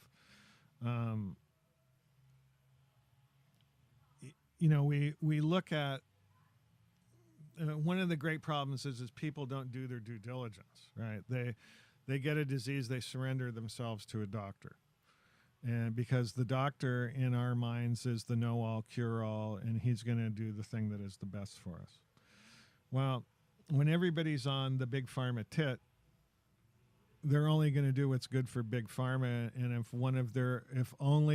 all their options are just big pharma options, then you can look at statistics like this, and cancer statistics are very skewed.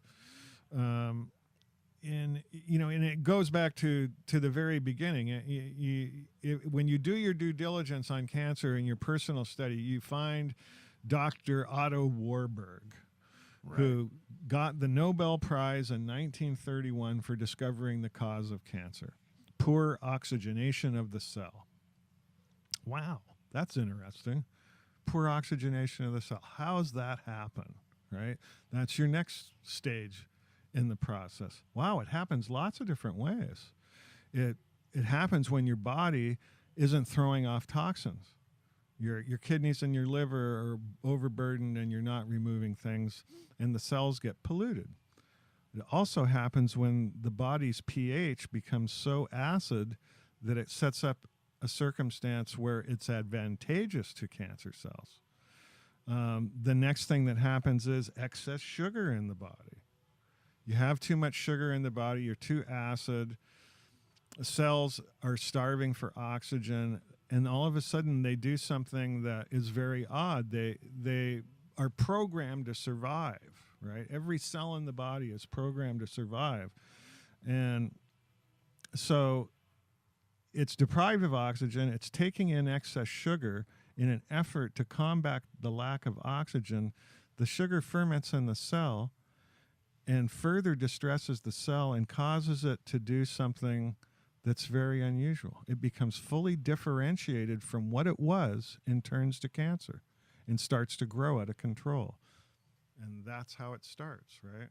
Now, there's different ways that deoxygenation of the cell happens. It can happen from chemical pollutants. It can happen from viruses. Viruses do the same thing, especially superbug and stealth viruses. They block the ability of the cell to handle oxygen. I discovered this about my prostate, that every time a virus hit me, my PSA numbers went up, right? And that I thought that was really interesting, and that's one of the flaws in the PSA test is that right. A lot of times guys don't have prostate cancer, they have a prostate infection. Right, or prostatitis or some condition. Exactly. Yeah, so you get a misdiagnosis there, right? Yeah. So I mean, there's a lot of homework you have to do, you know, and then you can determine your approach to how you're going to do it. And we had been talking about the ketogenic diet, you and I, and this was one of the things that Sam stressed a lot was like, you know, you got to equalize the playing field with the cancer. You take away what it likes. Right. So you remove everything that creates glucose in your system from your diet.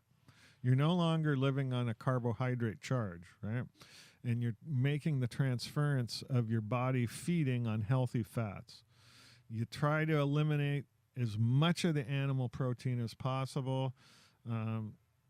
It acidifies your system and makes it more advantageous for cancer as well. So if fat is your fuel, what are you eating? I mean, you're not eating butter because that's from a cow. You're not eating you know cheese. what? I ate a little bit of butter and a little bit of cheese. Just then butter is one of the best fats for you. But as a ketogenic diet item, you would eat butter? I would eat a little butter, yeah. I tried to get a very big mix of fats, right? So what's dinner? Give me an example of what that would...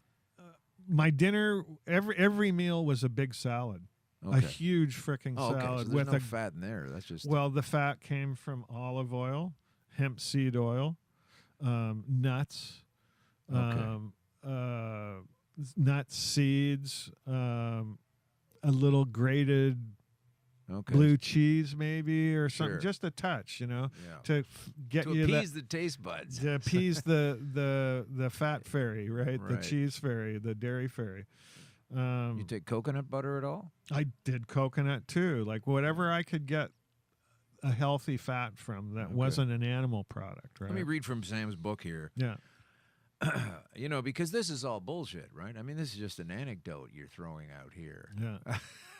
Says here that thanks to Paracelsus, he was around a while ago, and the ensuing Age of Enlightenment, cannabis made a triumphant return to Western medicine. Right down to the end of the 19th century, cannabis and science journeyed hand in hand. Advances in... I'm saying this because people ask, you know, what? Oh, come on, it does all these things? How can it do that? You're just high in your perception. No. Advances in anatomy and surgery showed that cannabis was useful as an anesthetic, an analgesic, an anti-inflammatory, an antispasmodic. Every medical school taught its students about cannabis, both in Europe and North America. An Irish doctor in India, William O'Shaughnessy, in the 1830s.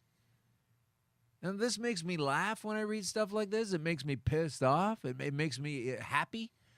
All of that goes on at the same time when I read that a guy 170 years ago, or whatever it is, demonstrated that cannabis okay, so that's not an anecdote. He demonstrated that cannabis had a medicinal effect on cholera, tetanus, and infant epilepsy, which has been, you know, more latter-day evidence of that in some of the guests I've had on the show and some of the kids you can see on YouTube just crushing their epilepsy with cannabis usage. An English doctor in London, John Clendinning, declared cannabis superior for treatment of all psychological diseases. He doesn't say one or the other. He doesn't pick a couple. He says all psychological illnesses. A priest named Robert Burton heralded cannabis the antidote for melancholy. Not prayer, not fasting, this particular fellow, but cannabis. The Queen Victoria's personal doctor, J.R. Reynolds, in the 1890s. So that's 60 years on from this previous thing. He was the Surgeon General. He wrote in the prestigious medical journal The Lancet, quote, "In almost all painful maladies, I have found cannabis by far the most useful of drugs." Why do people making legislation now pretend like this stuff isn't around? Dr. Reynolds was a pioneer of mental health and demonstrated that cannabis could mitigate dementia. Now, it sounds to me like a lot of these folks making the laws and the ones giving the tickets out and taking you to court need this substance. We should be some kind of mandatory cannabis ingestion plan. Yeah. I think, you know, it's amazing that we're having these same arguments over and over again in the face of all the research that has been done in Israel and in Spain and now there's more than 100 studies here and you know when you start into the process of using cannabis oil to treat something like cancer, the funny thing is that you experience many different levels of what it can do. You experience what it can do as a metabolism regulator. Like, I weighed 217 pounds when I started the ketogenic diet and the cannabis oil treatment. And by the time I was done, I weighed 172, which was what I weighed in high school, and I felt like frickin' Superman. Right. I felt so incredible. I had also experienced the anti-inflammatory aspect of it. It's the most powerful anti-inflammatory you can take. Yeah. And one of the first places I noticed it was the lack of swelling in the cerebral cortex of your brain. For headaches? Well, or what do you mean? What we don't realize is that when we're being bombarded constantly by stealth viruses from the environment, from water and food and all kinds of things, some of these viruses get inside the blood-brain barrier, and as they're dying off from the immune system ramping up, they put out a neurotoxin. The neurotoxin causes anger, fear, depression, and apathy. So 3 weeks in to my cannabis oil treatment, all the inflammation in my brain disappears. And all of a sudden, it's like somebody took and cleaned the garage, and you go and you park an empty brand new car in it. So what you're saying is cannabis is bad for your brain. That's what you're trying. Okay, next. I mean, that's all they hear. That it affects your brain at all would be a no-no. Yeah, and then when you see, and then you start looking at, oh wow, it works good on kids that have seizures. You go, yeah, the lack of inflammation again is going from the brain, and it gets rid of helps mitigate the plaque that builds up for people with Alzheimer's and stuff like that. These are metabolism regulating things that we don't even think about. It's the same for diabetes, right? Yeah. Oh, I lost all this weight. Wow. So this is what it does: is it resets the way our body functions. And it's almost like rebooting it. Well, you lost a lot of weight there. Yeah. You did, but there are also people who aren't weighing enough, and the cannabis will bring them up to the same kind of level. Regulates their metabolism the other way. Yeah. It brings you back into natural balance with your system, right? So I went back to what my body's natural weight should be, right? Right. That's incredible. So this is the kind of thing. I talked about this earlier on the show. Just a throwback. The folks listening already know this, but there's this article here that says, research lacking on medical marijuana. New prescription guidelines suggests. While enthusiasm is very strong, good quality research has not caught up. It's more like the reportage of the hidden available research has not caught up. Well, one of the problems in the United States and Canada is that we don't recognize research from anybody else. That's true, right? too, yeah. Oh, well, the research wasn't done here. Right. I tried to import some agricultural products into Canada, humic acid and fulvic acid, right? Oh, right. Good stuff. Very important stuff for plants. And at the time, it was on the approved chemical list for organic farming here. But they had not had any university studies that proved anything with it, so you couldn't actually legally sell it. And it was like, excuse me, that puts Canada 50 years behind the times, agriculturally speaking. Yeah. And they have that same equation. It's like, it doesn't work. And you say, no, it does. They say, there's no research. You say, let's do something. They go, you can't because it's illegal, and you're back to the top of the... Another classic example is bioremediation, things that break down toxic chemicals in the environment, hydrocarbons, oil, things like that. Mushrooms, yeah. In the United States, there's a company that makes bacteria that eat pollutants. Now, which means that you can bioremediate gas station soil on site by just treating it with these freeze-dried blocks of bacteria that when they get wet, they go into the soil and they eat the hydrocarbons. And when the hydrocarbons are gone, the native bacteria eats them and they're gone. That's it. Perfect. Or you could just dump Corexit all over the Deepwater Horizon spill and watch it ruin everything. Yeah. So okay, let's get into a little bit. We still have some time left, even though we obviously need more time together on these topics. Let's talk about what it does to your brain, not just in an anti-inflammatory sense, but in the folks that shout this down as an effective means. It's always about fear. It's always about it's going to ruin your brain, and that you shouldn't do it till you're 24. And there's certain timelines and rules and strictures.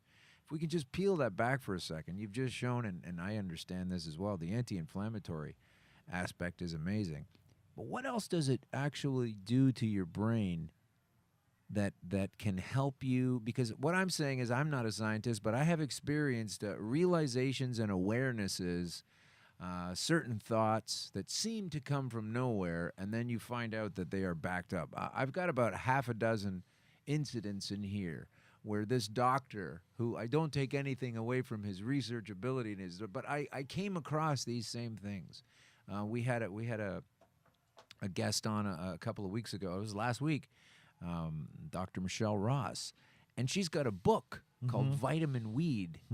And this is something that kind of came to me. I was like, this is a food. Now, quickly, if you imagine someone with a horrible case of scurvy, which is usually a result of a lack of vitamin C, and you could find someone to get a very bad case of scurvy, and then you took citrus and the citrus plant and everything that's great about vitamin C, and you were able to concentrate that down similarly to this oil we use for cannabis, how fast would that citrus get to the teeth and the gums and restore that? Probably more quickly than just eating sections of orange once in a while, because it's concentrated, right? So it does do these things. These concentrated food patterns, these food substances do things to us. Any good food is going to improve you or worsen you if it's terrible. So that's what this is doing. But this thing about the brain starting to realize things, starting to get ideas that other people had that are long buried knowledge, I think this is one of the key reasons, and it'll never be stated, why they put this barrier in front of us from accessing this thing in the first place. Well, when I think one of the big disconnects for people is that they aren't connected to the plants that give us substance and life, right? Like, we have a disconnect to food. And there was a time and period when you used to hear people say, you are what you eat. And food is your medicine, right? And that's real stuff. I mean, diet and we're chemical factories, right? We're these biological chemical factories, and we stuff things into it. And it changes it to something else, and your ATP breaks builds it up. Down. Yeah, exactly. And if you don't put quality things in, you don't get quality reactions, right? Right. And so, it comes around to food quality and diet and all kinds of different behaviors. And then genetics comes into the picture too, because we all have a genetic predisposition for something that is ultimately going to take us out, right?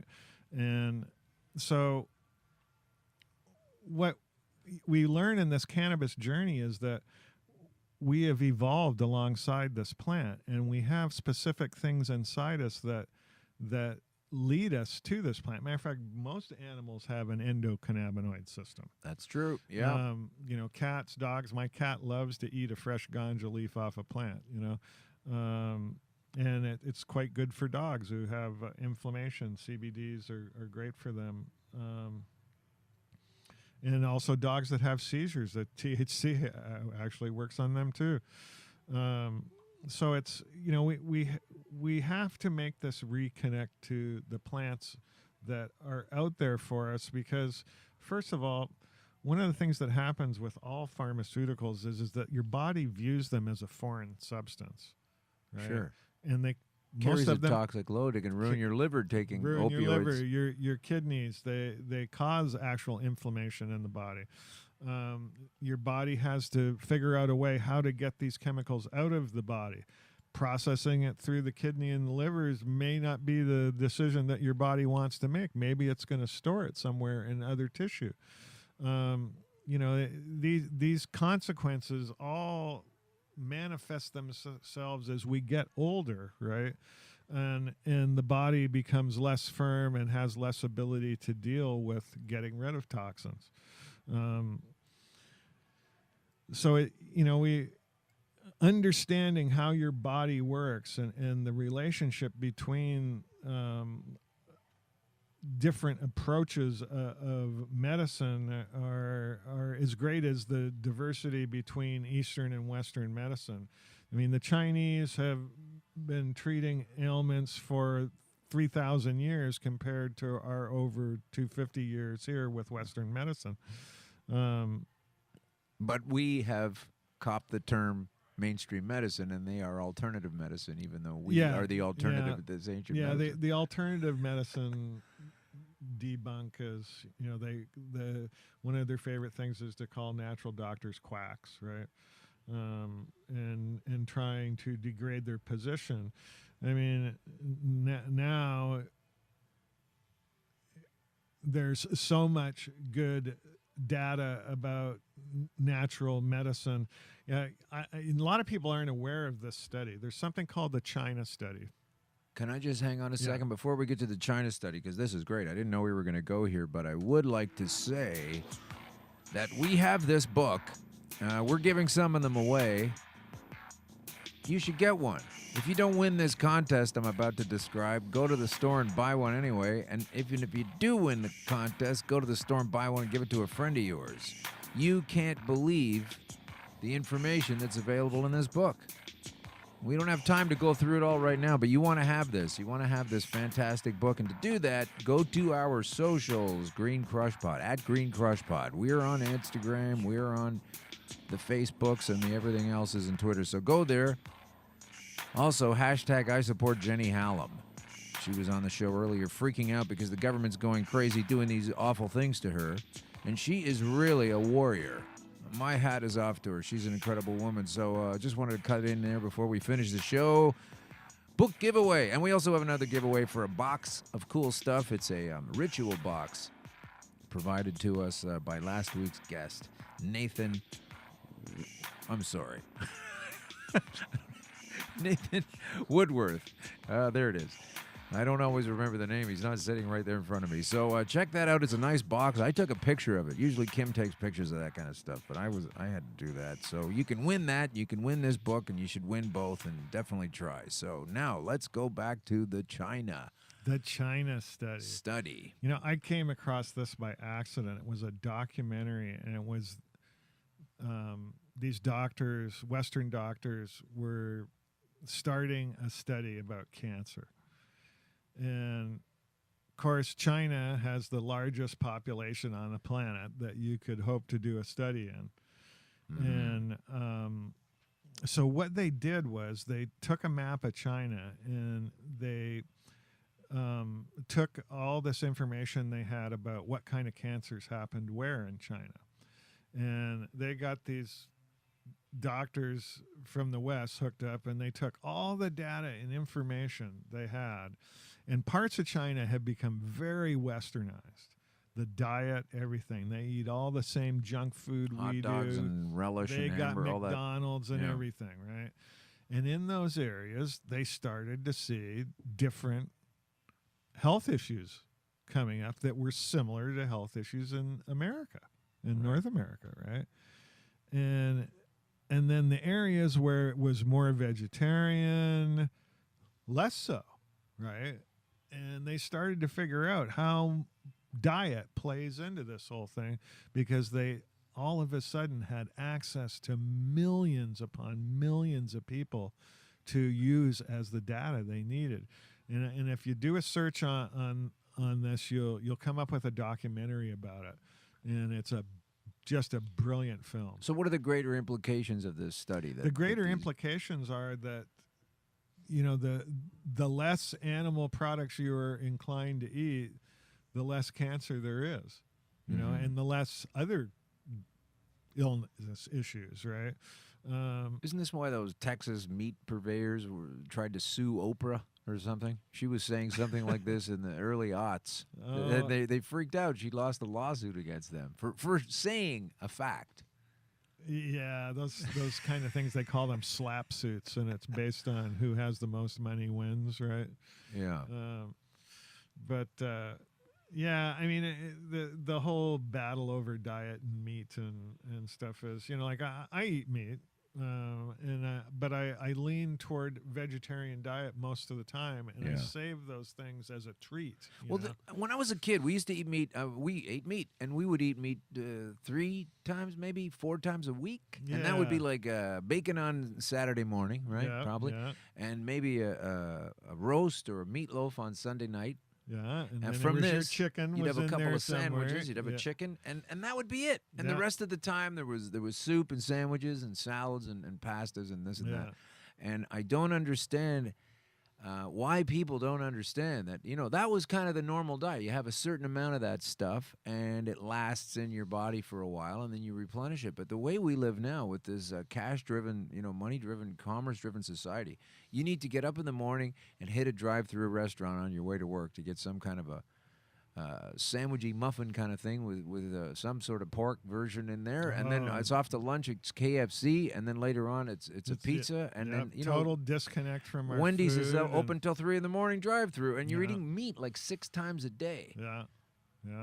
And I don't think that, even if you're a meat eater, I don't think you should eat it as much as the advertising company spreadsheet would prefer. Well, it's the North American thing. More is more, right? I mean, it kind of was how our mode of operation here in North America has always been. Our measure of wealth is how much meat we eat. That was one of the things that happened during the Second World War.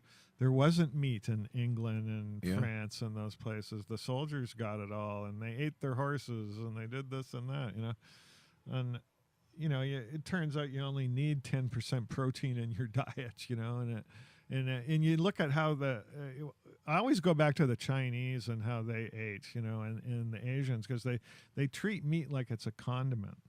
Right. Rather than the main thing, right? And they always put a lot of vegetables in with it. And I remember reading, we went through all the diets in the hippie days. Phil was the first vegetarian I ever met. Wow. And his first diet was the macrobiotic diet. Okay. Which was a Japanese diet developed by a guy named George Osawa. And macrobiotics has to do with eating foods that are indigenous to your environment but are pure foods, and eating a lot of vegetables in conjunction with them, and all whole organic things, and a lot of brown rice, right? Yeah. And then from there, the next diet was Arnold Ehret's mucusless diet healing system, right? And then there was Food Combining Made Easy by Dr. Herbert Shelton, which dealt with what foods you should eat together and how they affected your digestion and stuff like that. So, and then you had the yoga diets, what yogis ate, and their diets were very unusual. Some of them only ate chicken. Some of them lived on milk. Some of them lived off the air, the pollen in the air. Great book, Paramahansa Yogananda's Diary of a Yogi is a wonderful book. Well, this all comes back down to self-empowerment, right? I mean, don't let an advertising company tell you what you're supposed to eat every day, and get like you say, your own due diligence. You have to find things out. I had to find things out and learn how not to see if there was an option, and I felt that there was to not die. To get a year given to you and say, hurry up and get your affairs in order. And internally, I was wrestling with, I don't know if this is denial, or I just don't want to hear this bad news and I'm going to die horribly anyway, or it actually had a sense of like, no, that's not, he's only telling me 4 things, and there were more things out there. What's incredible is that in your story is how bad your illness got. That is. And how far you came back. I mean, that's absolutely astounding in terms of what, I mean, 99% of the people who get a stage 4 cancer diagnosis are dead in the year. But most of them try things that are offered to them by their doctor. I consider myself blessed because I've been through a lot of things in my life. I almost drowned at sea with another comic, Craig Campbell, too many car crashes. And after a while, I started to realize, like, if I'm not getting some kind of a spiritual hand somehow, I'm just super lucky, you know. And I feel like I'm either spiritually blessed or lucky. Don't get hung up on it. That I was not given the option to do chemo because, like you, I wasn't going to do it either. I didn't want it, and I thought I'm gonna just ride this out the best I can without it. And then they didn't even offer it as an option. And then I was like, oh, hang on a minute. What do you mean I'm not eligible for it? That's kind of scary. You know, the scary thing is you look at the statistics of how cancer plays out, right? And, okay, so in my life, 100% of the people who chose the traditional treatments died. Okay, that's in my personal life. That's in my that's my personal experience of what I've seen, right? So I look at, and then you go in and you look at actual cancer statistics. Okay, so if you, and they've now changed this, they've lowered it from 5 to 3 years. If you make it 5 years, that's considered cured, right? Right. Now it's just 3 years. Okay, so you take 100% of the people who take this treatment. What is the percentage that are going to make it 5 years? Well, that's only 30%. Wow, yeah. So of that 30%, actually only about 20% of them are going to make it 3 years. The ones that make it the 5 in remission, the rate of failure after 5 years is 80%. Is that why they reined it into 3 years to get people to get a higher win stat? To change the view of the statistic. It's statistic skewing, as they call it, right? And so, all right, so now you have, so with it changing to 3 years, you've bumped it up to 40% or something, but you still have the 80% failure rate of remission. And for a lot of people, it happens after 3 years. And for 20%, it happens at 5. The ones that happen at 5, the ones that make it 2 years beyond that is 5%. The ones that make it another 2 years is less than 2. So, off 2% out of 98% of the total is what they base their whole marketing scam on, right? And you don't realize this until you start looking at the numbers in depth and you see how they play it out. A lot of it's done by most people who die of cancer die of some secondary thing. Where did you get those numbers? Oh, personal research, just going over study after study. Some of them are governmental? Yeah, a lot of them are governmental. Okay. Well, all death statistics that I found were governmental. I would go and I would say, what cancer do people die from here, right? Yeah. And you can see, like, things around nuclear power plants, it's always got a spike, right? It'll be 80% above national average kind of deal, right? And wherever, like, you look at Hamilton. Hamilton is a place that has steel town. It's steel town. Sure. You got heavy metals, you've got smelting, you've got all the industrial pollutants in the air. You got heavy cancer, right? You also have got Parkinson's and Alzheimer's really heavily in those areas, right? And you can, all these statistics are available. The people just need to go and look at them. Take a look. And it's kind of easy stuff to figure out because you know how they're playing the game. You know that everything's a marketing scheme for these pharmaceutical companies. I mean, you look at the advertising that's on TV. Like, they advertise these drugs that they're trying to hype people, and then they have the disclaimer that goes on for longer than the length of the actual commercial. Oh, it's like 5 minutes. You're like, geez, well, why don't you just give me a gun and I'll kill myself? That's unbelievable. Well, we've heard a lot of great things about football players. I don't know if you watch the NFL. Obviously, you've heard of it, and these guys are cracking their heads together all the time. Sure, they wear helmets, but their brains are slamming around, and you could never smoke a joint. There were always bad people smoking joints and taking cannabis. Now they're finding this is great for CTE and helping those guys out. They don't necessarily have to die of a heart attack at 55. Yeah. And now from marijuanamoment.net, this came out last week. It says here that the union that represents professional basketball players think they should be able to use medical marijuana without being punished for it for the NBA. I don't think they take as much head slamming in that sport, but they think it's a good idea in a national sport. This is a big deal, I think, in moving forward when a big body such as the NFL, the NBA. Well, I mean, if anybody needs those kind of anti-inflammatories, those guys do. I mean, think about their knees and holy shit, basketball. It's got to be rough on the knees. Oh, yeah, brutal on the knees. Football, holy God. I mean, those guys are practically crippled when their careers are over, The immune system, it's a series of pieces and bits. You could pull it out. You could extract that from the human body, just like the circulatory system, etc. The immune system is actually connected to the brain. There are different pieces of the brain, the cerebellum and the frontal cortex and all of these different pieces. I'm not obviously I'm not a brain surgeon, but there you go.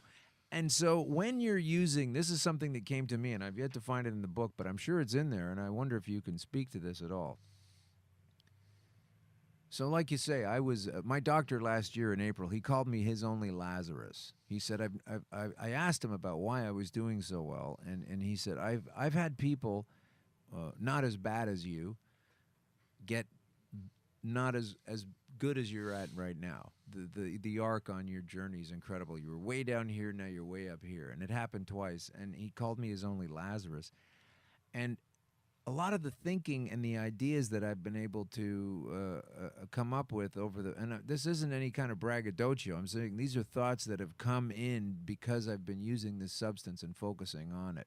And so going back to this thing, the immune system is connected to the brain. If you're firing up your immune system and you're using this cannabis substance to turn things around for your immune system to do its job and to eliminate these problems, that to me is hand in hand with the fact that you're improving the circulation and the use of the brain. You can't just be improving your immune system and your brain sitting over here not picking up any of that benefit. So when you're firing the whole thing up, it's like a rusty old engine. You might have an old rusty tractor in your barn and look at this thing, doesn't even run, until you start shaving off some of the rust and maybe change a couple of parts and lube it up. And then the next thing you know, it's running again, and I really feel that has happened. And of course I can't document any of this. I don't have any solid evidence to this fact. You can't separate all the systems in the body, right? Right. They all work together, right? Yeah. And so, symptomatic diagnosis is not the best way to diagnose something, right? Like they do their blood work, and a lot of it's based on chemistry, and I'll give you an example. When we test for hepatitis C, we test for 6 kinds. That doesn't take into account the over 270 kinds of superbugs of Hep C. How many kinds? Over 275 kinds. We're all doomed. Well, with that number. Ultimately, we are doomed. But these are the kind of things that in science, as we progress and our ability to measure things improves, we've actually disproved some of Einstein's theories. Only because at the time of his theory, he was limited in his scientific ability to measure something, right? Yeah. And as time evolves and our ability to measure things becomes more accurate or goes to a new level of measurement, we perceive things differently. And that's going to be how it is till the end of time, right? we also in a culture, in Chinese medicine, all the systems work together and they have an ability to measure them all. In acupuncture, every system and organ system in your body has a pulse that is measurable. And when a Chinese doctor takes your pulse, he's not just measuring the pulse of your heart, but he's measuring the pulse of your kidneys, your liver, your spleen, and on and on, and we have to view these things as working in harmony together to achieve any superior level of health. And this is where the simple chemistry of diet comes in, proper exercise. I had a friend in Laguna Beach got diagnosed with leukemia, and this was way. I might have been 21 when this happened. The guy went out, became a marathon runner, and didn't take any treatment from the doctors. Just started running. Yeah. His leukemia vanished. Years later, I think about reading Dr. Otto Warburg's thing about oxygenation. Right. Running, forced oxygenation of bang, the system. bang, bang. You're pumping it in like crazy. Leukemia is gone. Sure. Like, what the hell? So is it that simple? I mean, and in some cases it is, right? And in your case, more complex, and mine not as complex as yours. But, we have to take a whole bunch of things and harmonize them together at the same time. And those are the kind of things that in my treatment with Sam, he always stressed, like, keep on top of the diet, no alcohol, no this, starve the cancer, feed your Western body. world. Is it maybe in the Western society things seem to be focused on point by point by point. Like, for example, when I was vegetarian and vegan years ago, people would say to me all the time, I would get this response: well, why are you doing it? Is it for your health, or is it for the animals, or is it, and you start to realize, why do you have to pick one reason? Why is there one reason why a person would do this? To me, it became something like, what's the most important spoke on a bicycle wheel? Well, they all need to be there, and they all need to be properly tightened and tuned, and you don't just have 2 or 3 spokes. Yeah. And I started doing it initially for health reasons, and then as I was working my way through understanding what a vegetarian, then eventually what a vegan is, I started to get other benefits out of it, and that's when I realized it's not just for one reason. There's a lot of different reasons. The things you learn about your body and how it works is, it's like if you think you have an allergy to something, eliminate that thing, see what happens. I mean, and your body will react, and it's about paying attention. We get so disconnected from our bodies that, whenever you see somebody who's gotten very fat, that's happened over a long period of time. And they don't perceive the changes that are happening in their system often because they're too wound up in making a living and paying taxes or raising kids or whatever, right? They lose that connection, right? And the whole thing is coming back to being grounded and staying connected to ourselves and our body, and interpreting the things that our body tells us. We evolved alongside this plant that gives us knowledge. It really does. And that was one of the things in the process of gardening and farming. Every plant and everything I learned to grow taught me something. And so there is knowledge to be gained from everything. Your food is knowledge. These are things that feed you and feed the chemistry system of your body and enable it to function at whatever level of function it is. You put junk food in your body, you're not going to get the best output, right? Yeah. You put good quality materials in a system that is a chemistry system, you get good quality output. That's true. I just read something recently about Pringles chips and how additionally terrible they are for you compared to potato chips, which are already heralded as one of the worst things that you could possibly eat. But Pringles are off the chart, apparently. This segment not brought to you by Pringles. Pringles, a chip that I don't really feel like I want to eat. And right on cue, here comes a fire truck. We have to get going now. Gee, we're kind of running out of time. I wanted, though, if we could, if you would indulge us and the listeners, you've got all these great old crazy stories from Hollywood days. Let's reset the table here. Paul was he was a purveyor of cannabis for some of your favorite entertainers and musicians. Oh man! Can you pick a band, or can you pick an actor, or can you pick someone that's not going to get you in trouble, but just give us a little backstory? I'll just tell you a Hartmann and Goodman story. Hartmann and Goodman was the management company I worked for that was started by my oldest brother John Hartmann, who is John was the first cannabis connoisseur I met. In my life, and still is a cannabis user to this day, and you know, the music of the 60s was spurred on by good cannabis and psychedelic drugs, and it was a big thing, and in rock and roll, you know, we managed Crosby, Stills and Nash and America and bands like that, and it was traditional to have the office pound. And so you would, you know, and we had these fancy offices at Crossroads of the World on Sunset Boulevard in Hollywood. And it was not unusual to come in and smell the aroma of cannabis burning at any given time of the day, or several people walking around with a fat one hanging out of their mouth, is traditional in California. But so my brother had this drawer in his beautiful oak desk, and people would walk over and they'd open the drawer and there was a pound of weed in it, and they'd take the rolling tray, and you know, it was not uncommon to see David Crosby or Graham Nash smoking a joint there, and for David it wasn't uncommon to see him snorting white stuff, but everyone knows that. You're okay. Yeah. So no, I used, you know, Ringo Starr was in, Robin Williams. And did you ever smoke with these guys, or you know, just sell it to them?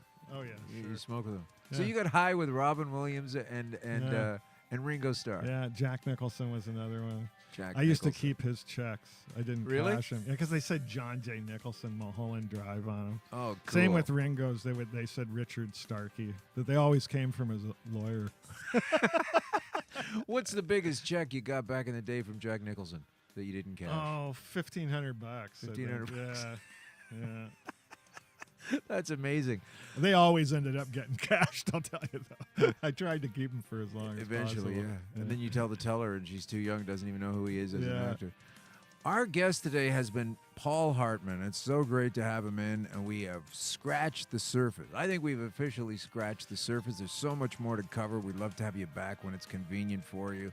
And once again, the great, why is he here? Because he's a patient of the great Dr. Sam right. Malachi. Sam saved my ass, literally. Literally saved his ass, and now we are doing our best to return the favor to him, and we hope that you will get on our socials at Green Crush Pod and pick this thing up. And, buy that book. It's cheap. It's a cheap book, and it has, you know, in price, but not in content. No. So that's absolutely the case. Yeah, it's wealthy in content, and Sam's story is a holy shit story. That's all I got to say. It's a holy shit story with another coda at the end, and I hope we can turn that around for him. So basically, before we get going, a couple quick more stories we have to get to right now. Here it is. We've been talking about who says it's effective and who doesn't say it's effective. There's not enough research, says this Mark Allen fella here up in Canada. And then we have a judge in the United States who is saying that he has heard Army veteran Jose Bellin talk about the horrors of the Iraq War, which left him with post-traumatic stress disorder. I'm sure you don't have to stretch too hard to imagine that. Being sent into a country on false pretenses to participate in an invasion that creates a lot of dead bodies, and the relatives of which decide to suit up and attack us several years later, that's going to cause some PTSD. This gentleman says that the drug helped him, cannabis that is, cope with the best symptoms. Cope best with the symptoms that he had. And his Veteran Affairs doctors could not legally prescribe it, though. But he says once he did cannabis, he felt the relief. And here now is a judge agreeing with this. This is a judge, what's his name? What's this fellow's name? Does it even matter? He says, how can you say there is no currently accepted medical use? The judge asked. Your argument does not hold, he is saying. So there are judges. There are some police officers. Not all of them climb a tree when they're high. There are many lawmakers and legislators. And I implore you, if it's at all possible, if you're listening to this show as either a critic or a fan or someone that told you should listen to this show, I wonder if you could do us all the favor of writing to your local legislator, be it provincial or federal, and say, look, there's a ton of data on this stuff, and we no longer need to be oppressed. And maybe you don't partake in cannabis, but maybe your nephew or grandson does, and you really don't want to send people to jail like Paul has had to do and so many other people. Paul actually went away for mushrooms, but that's a different topic on a different show. Next year, this show will be called Mushroom Crush. But it's really important that you avail yourself of this information that is right at your fingertips and has been there for hundreds of years in the recent history and thousands of years well beyond that. I am telling you, I would not be sitting here without it. I absolutely know that to be the case. And I am getting a fresh update on Friday, so we will hear where I am at. And if it's good news, isn't that fantastic? And if it's not good news, I'm doubling down and going back into the green swimming pool, and we will track it. So part of me wants it to be perfect, and I don't have any problems, and I'm moving on fantastically well with my life. The other part of it wants to be, it sort of came back a little bit, and these numbers are somewhere, because I have not been taking the oil in a concentrated way for some time, and perhaps I'm a chronic user. Perhaps I have to keep using this medicine, getting to a nadir of almost dying and popping out a 1,296 PSA, 1296. And 700 the other time. That was nothing. I don't know why I had this 12-point-something-or-other PSA fella in today. A little piker. Yeah, I know. I feel like an amateur. But Jesus. We'll talk about that next week. I will have obtained those results, and I'm sure it will be interesting, and it will be honest, and I will bring it to you, and we will hear how this is going. In the meantime, thank you for listening. Support Jenny Hallam. Support her. I believe in her. I trust in her, and she's doing a great job. You have been listening to Green Crush Conspiracy Queries with Alan Park, and we are going to go out now with our famous 15-minute long closing theme. So I hope you enjoy yourself and have a great weekend. Looks like it could be a wet one here in the eastern part of this city. Thanks again to 234 King Street East, the Pacific Junction Hotel. Green Crush Conspiracy Queries with Alan Park is a production of Eggplant Digital Media, some of Canada's best and most interesting digital media. Peace out.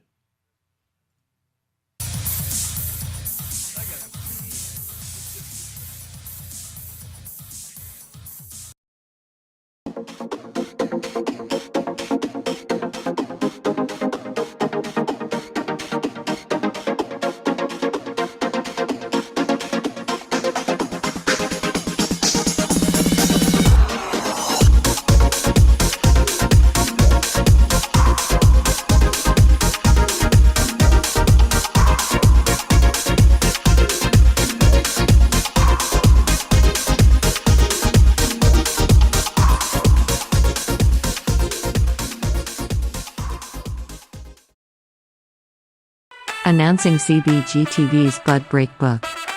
Get your copy now. Detailed strain reviews. Every purchase supports the ongoing efforts of CBGTV.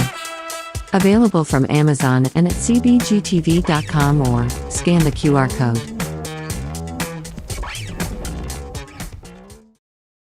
This broadcasting group here at CBGTV.